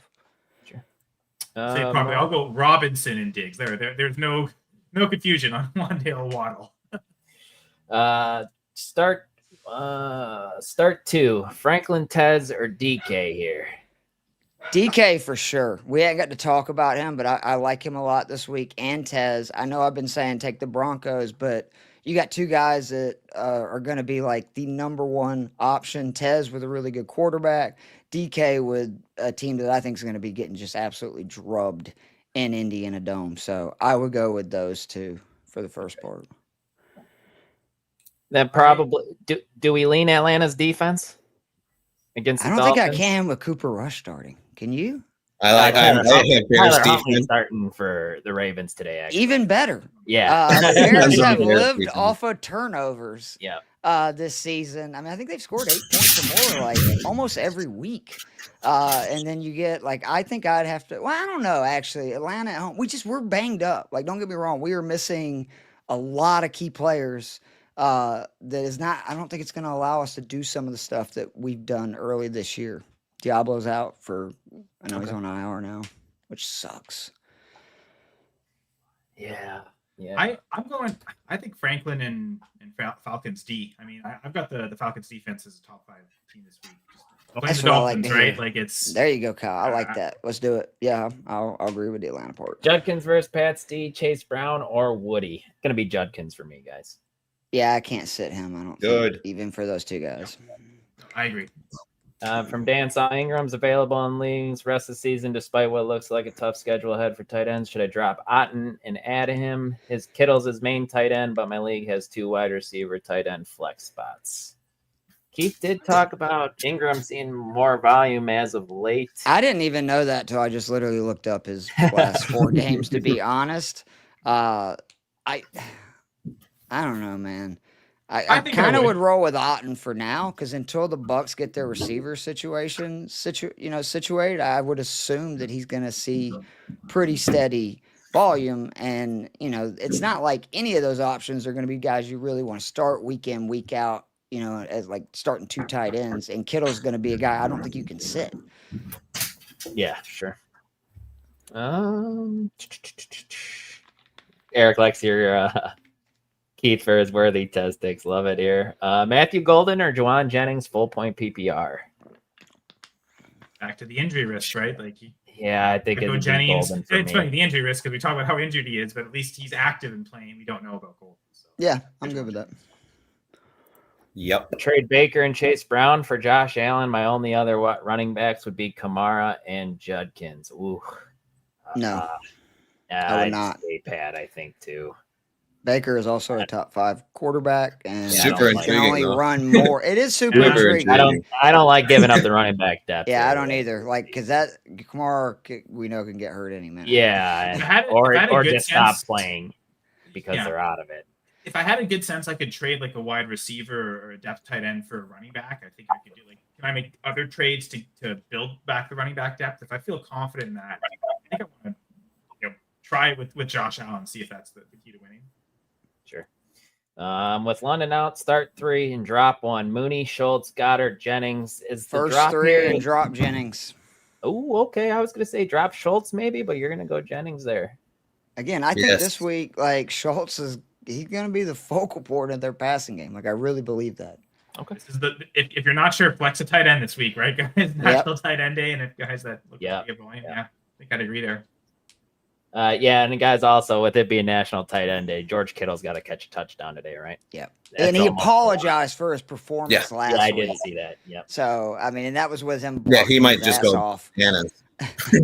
We're gonna go Pierce or Noel here. Kyle, I think you're gonna go lean Pierce probably. I Yeah. go Pierce too here for this I one. think so. They're Hold pretty on. It close says to you. Lamar is expected to play. Stop. Don't get duped. That's what Did it? LaPlante said. Jay Glazer. Oh, it did. What is going on, guys? I'm seeing the official inactive list. He's on the inactive list. So. What the hell? Okay, we're good then. How is Glazer going? How is Glazer putting that out then? Yeah, I And just there's got lots it of stuff under that Because happens. he's Like, how are NFL people so update. stupid to do this stuff? But that happens. So. Jay Glazer, Lamar Jackson hamstring expected to play. Expected to play this season, maybe? Did he forget to add that part? Like, Expected no to panic, play this everyone. Don't season. worry. Like, he will play again this year.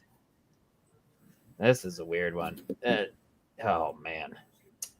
Good to see BD back in here. Good morning, guys. One question this week: would you stash Trevor Lawrence this week in a 14-team league? Only other quarterback is Stroud. no decent QBs on the roster. I don't know if Stroud's had his bye, so you might need Lawrence. So I'm not really sure. Stroud hasn't been great, so yeah, I would probably try to They stash. have had their bye. So at least that. Oh, But, 14. I mean, I guess I mean, I think I'd rather have Lawrence. have someone to drop that's not like good. I think I'd rather have Lawrence too. Yeah, And even if it's not like you know, if you can hold on to both and each week play the matchups, that's probably how you get the higher upside from both. So I don't think that was the real Jay Glazer that tweeted that. so underdog got duped then. I hope. Yeah, because like I'm looking at his Same with page, Sleeper. There's nothing on there that says, because this guy has 1.2 million followers. That's got to be the right dude. There's nothing where Yeah. it says Lamar Jackson's going to start. I'm trying to see. Yeah, I'm seeing like the. It looks I like think the- underdog took it Fugazi. away now. I think Theirs. under. Oh, It's they got Fugazi. duped. Dang it! I wish I would have screenshot it. Okay, Hey, it happens. don't be first. Be right, Yeah. people. Yep, no doubt, no doubt. Did we miss this question by Rob Judkins? Woody? I think or we already Chico? answered it. We didn't did answer. It. Okay. Okay. And we all Yeah. said Yeah, we said Judkins. Just wanted to make sure. Yeah, no doubt. Sorry. All right, bro. We got to go 4 minutes because I got to set my lineup. Yeah. And I got to do the Yeah. DFS. Shakir Pacheco. Yeah, this is Shakir. Shakir. Still a split at the backfield in Kansas City. Kelsey, Monungai, or Spears? Kelsey, right? Kelsey. Yes. Yeah, Kelsey. Darnell Mooney That's or easy. Dalton Schultz? Let's go Darnell Mooney. Kirk Mhm. Cousins is thrown, but the wide I love receivers Schultz, are- but yeah, Mooney. Mooney. I think so, unless Mooney. it's 10. But, yeah, Mooney. It's crazy. Is it crazy to consider trading Kittle for Gatson? Yes, I think Yes. so. Yeah. I really like Gadsden, but no, don't do that. Kittle. I would definitely prefer to have Kittle. I wouldn't call it crazy, based on what Kittle did last week, what Gadsden's doing now. Flex one, Dowdle, Kelsey, Franklin, McLaurin, Pollard. Kelsey. It'd probably be Dowdle for me, I think. Yep, I think I would too. Dowdle would be the running back to go with over Pollard, I think, but I don't know. Yeah. Man, I just want to pick on the Cowboys. I don't know what it is. The star. Mayfield or Daniel Jones, Shakir or Golden. Mayfield and Shakir. Jones. Yeah, I've got Daniel Jones pretty high up this week. Shakir. Good. Just a couple more. And then here. Shakir. Pollard, Spears, Monungai, Brashard Smith. Pick one. I think Pollard over Tajay. Spears hasn't done anything to prove you should play him over Pollard. I'd probably go Pollard, I think honestly. Pollard's I think going to lose his job to I would Tajay play Spears, Pollard so here with these options. I think. I'm still going to go Pollard till he loses his job. Yeah. Mason Taylor, RJ Harvey, half-point PPR. Mason Taylor. Mason Taylor. Give it a for me. shot. I mean, Why not? he should lead the team in targets, right? Michael Plant, you got duped. Wasn't the real Jay Glazer. Cody Lambert, Tucker Kraft, Hunter Henry, full point PPR. Kyle's got Hunter Henry top 5. That where we're gonna roll. I would assume Yep. though Tucker Kraft is probably ahead He's of him. 6. Okay. No, I- he's I would go Kraft, but I'm good with either. Okay. DKT Higgins or Tet. Oh, Higgins. Higgins. T.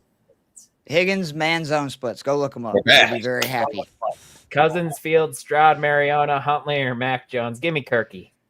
I would go Fields if you think Justin. you need upside, but if not, I would if you think you just need a floor, I'd start Cousins. I agree. All right. Yeah, I would agree with that too. Those would be the Mooney two. with London out or Tez. We're gonna go Darnell Mooney. Yep. Mooney. All right. Yeah, thinking.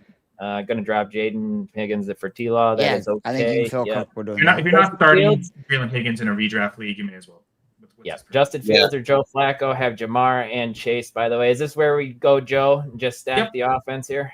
I actually think the opposite, where at least that way, if say they don't have a good game, which Just in case, is do Justin. possible, yeah, Just in like, case. And Fields, I still think has a higher ceiling and floor than Flacco, who again he's been great, but I mean, you've seen what Fields can do. I like the ceiling of Flacco this week against the Jets. I'd play the stack and just get. All right, guys, we appreciate all the questions. A lot of them this week. I get it. Definitely with 6 teams on bye, it's crazy. Make Yeah, sure you true. check out. Make sure you check out Ike's injury impact article that comes out Tuesday. Kyle's goal Monday. line article. God dang it, Kyle! Yours comes out Wednesday. The goal line article. Is it a bit? Thursday. What's going on here? Thursday? Actually, Thursday. Yeah, I wish I could say it's a bit, but it's not. But guys, yeah, it's a lot of fun. Make sure to check out Kyle and Ike's work, and then just check me out here. And Keith, we'll leave it to you, man. Good Appreciate luck you. with the DFS. Good luck with everybody in their lineups. So, all right, boys, we'll talk to you next Peace. week. We're going to make it very quick today because with all this madness with people getting started, not starting, I need to do some changing in my lineups. But for cash games this week, for me, it's all about trying to get two of the alpha running backs in. Bijan versus Miami, 8,800. I mean, come on. Like, he playing a Miami team that 160 yards on the ground, over 5.5 yards per carry. Every back except for Breece Hall that's a starter that's played him scored at least 20 points, and Breece Hall scored 16.8, and he's been so good at home, 26 points or more in his home games thus far this season. He's averaging 32 points per game. JT's 9,800. That's the two I'm trying to get in the lineup because, again, JT just 31 points or more, 4 of his last 6 with a 26 burger in there, and Indy's offense is elite, like 3.5 points per possession. That's the most this century. Higher than the Patriots, higher than the Chiefs, like any of those teams since 2000. They've scored a touchdown on all 17 goal-to-go situations.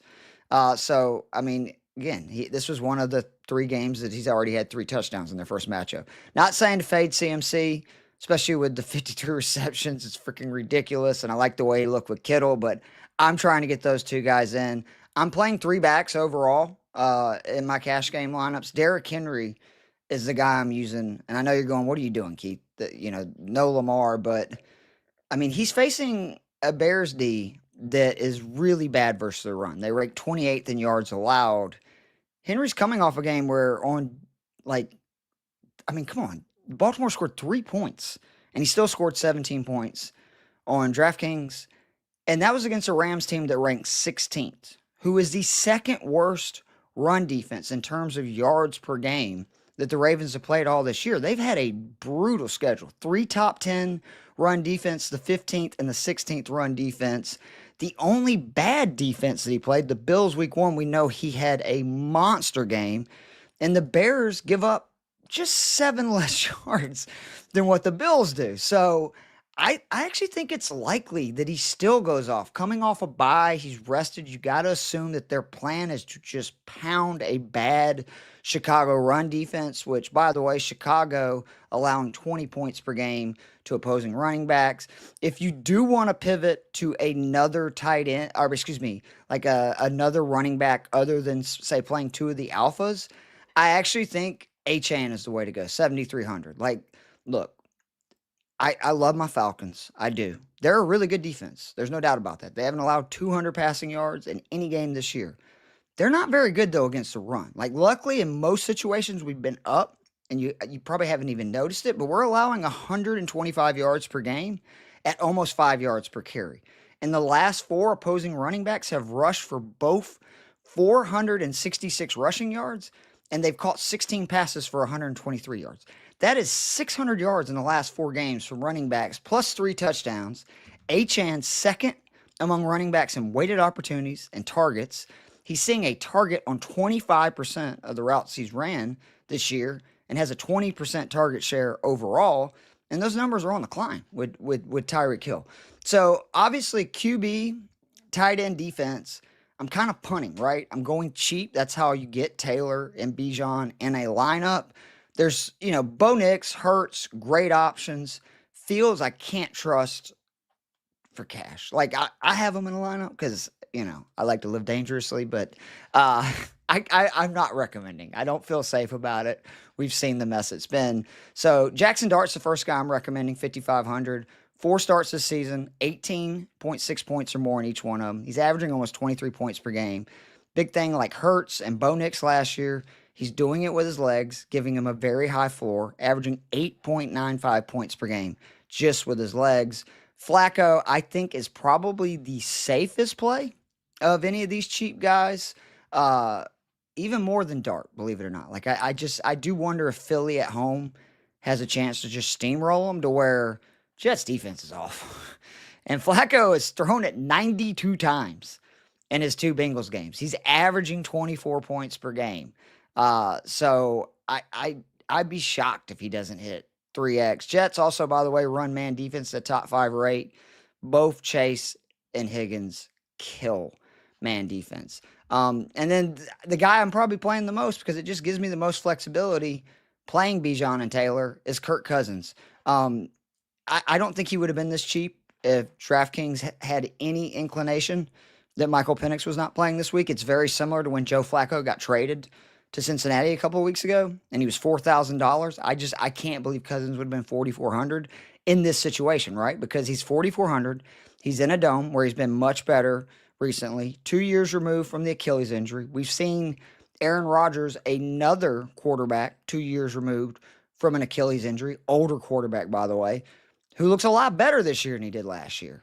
And he's playing the Dolphins. They are like, there's basically a mutiny going on right now in Miami. They're awful versus the run, but they're really bad versus the pass too. They allow 8 yards per pass attempt. They've given up 11 passing touchdowns, and they're one of just 4 teams allowing 29 points or more per game. Wide receiver, I'm living in the median range overall, and then there's 2 cheap plays that I'm sprinkling in on lineups. Courtland Sutton, 6,200. Cowboys, I mean, I don't have to explain how bad they are on defense. Big thing is they run zone at the highest rate in the NFL. Sutton's points per target, fantasy points, goes from 1.47 versus man to 3.21 versus zone. So I love him. Also, the target rates and target shares, first read targets go down for Mims and Franklin. Sutton's go up when facing zone. That's a good thing. Devontae Smith, 5,900 versus the Giants. Coming off a game, by the way, versus another defense that runs man at a top 5 rate, which that is what the New York Giants are going to do this week. He had the highest receiving yardage total by any wide receiver this season and the 3rd highest target share in a game of any wide receiver this season. And now A.J. Brown's not playing. So you would assume he's only going to see more volume. He was already seeing 22% of target share and 27% of the first read targets when facing man defense. So again, that's going to rise. And then, oh, by the way, the Giants are without both starting safeties, arguably their best corner, and maybe Brian Burns. So I love that. I will admit, knowing now that Sauce Gardner's not going to play, I may try to figure out how to get Jamar Chase in there, but it's just Higgins is so much cheaper, 5,600. And in the 2 games, 18 targets, 11 receptions, 158 yards, 32.8 points. I mean, if he scores 22 points, he's going to have that fire symbol next to him. At 8,100, if Chase scores 22 points, he's not. So I think that I'm going to do that, especially when you look at the man zone splits. Again, the Jets are top 10 in the NFL and how much they run man defense. These man zone splits versus zone, 0.77 yards per route run versus man, 1.58. Target rate goes from 13% versus zone, 24% versus man. First read target share, and this is a big one to me, 22% versus zone, 38% versus man. And even his fantasy points per target go from 1.17 points versus zone to 1.75 versus man. Tez Johnson, 4,300. I really appreciate Dave Eddy for getting me on this. I wasn't really considering, I'm not going to lie, but I mean, he scored 10 points or more in 3 straight as his roles expanded.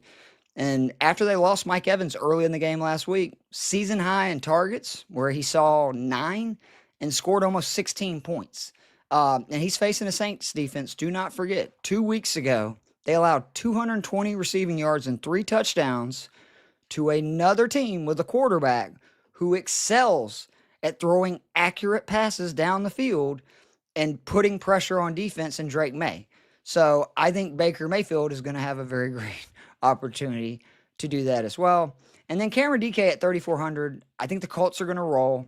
If you look, he's been consistently getting volume. You know, they're without several of their receivers. Ridley's out, Lockett's out. At 3,400, I feel pretty good that he's going to get 9-10 points. Because if you think like me, Indy's just going to route them, which I do think they're going to route them. They routed them in Tennessee. This game's in Indiana.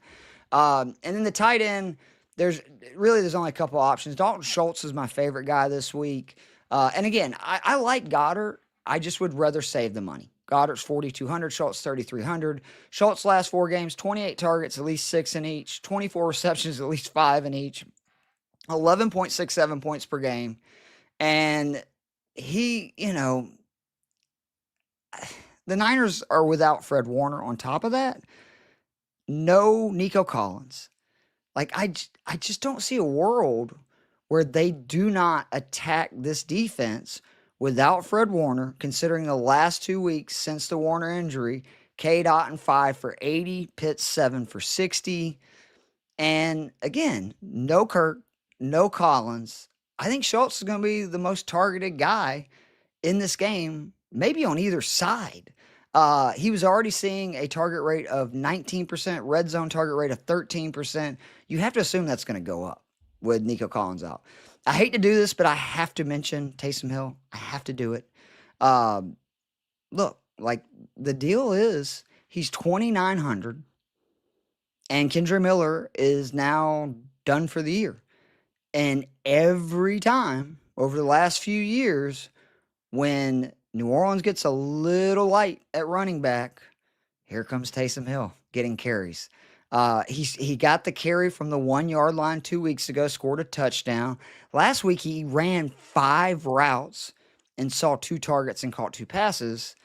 And I mean, if he scores a touchdown at 2,900, it's almost guaranteed he's going to hit 3X. And he has the potential, unlike anybody else at 2,900, to where, say, if they get they're driving down the field and twice they get stopped at the 1, and it's first and goal or second and goal from the 1, they're probably going to give it to Taysom Hill. So if he scores 2 touchdowns, it's a huge play. The defense, originally I was going Bengals versus Jets. Again, last time we saw Justin Fields, 9 sacks. What was scary was a majority of them was from him holding onto the ball for 5 seconds or longer. That's not good. But now with Cooper Rush starting, the Bears at 2,600 with how turnover, they've just been creating turnovers left and right. It's wild. Or excuse me, not Cooper Rush. It is Tyler Huntley. But either way, I mean, it's almost better. I think that's the one, if I have the cash, that I would spend. But I am okay going with the Jets. Like, I'm all over Joe Flacco. I told you I love Jamar Chase. T. Higgins is one of my favorite wide receivers today. But do not forget, Joe Flacco, when he's throwing it 40-plus times a game, he will throw a pick six. And when you have a defense in there that's 2,300, the pick six, and you're already good, right? Like, that's 8 points right there. So that's kind of the cash game. Again, I think that the biggest thing you need to do is try to get 2 of those alpha backs, I'm calling them CMC, Taylor, Bijan, into your lineups. I would pivot to Achane. If not, it is very doable if you play Cousins to have Henry with those 2 guys. I'm sorry, I can't believe I forgot about this. I'm also pivoting to Darnell Mooney. He's actually probably going to be my most owned wide receiver now.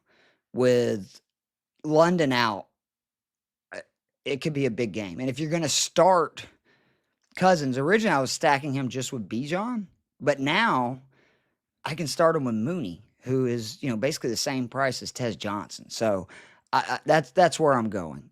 Again, sorry for the really quick kind of fly through this week, but if you want more of the information, first of all, if you're a premium member of Fantasy Six Pack, my cheat sheet's available. All that information is on the cheat sheet. You can check out me and Joe Friday night.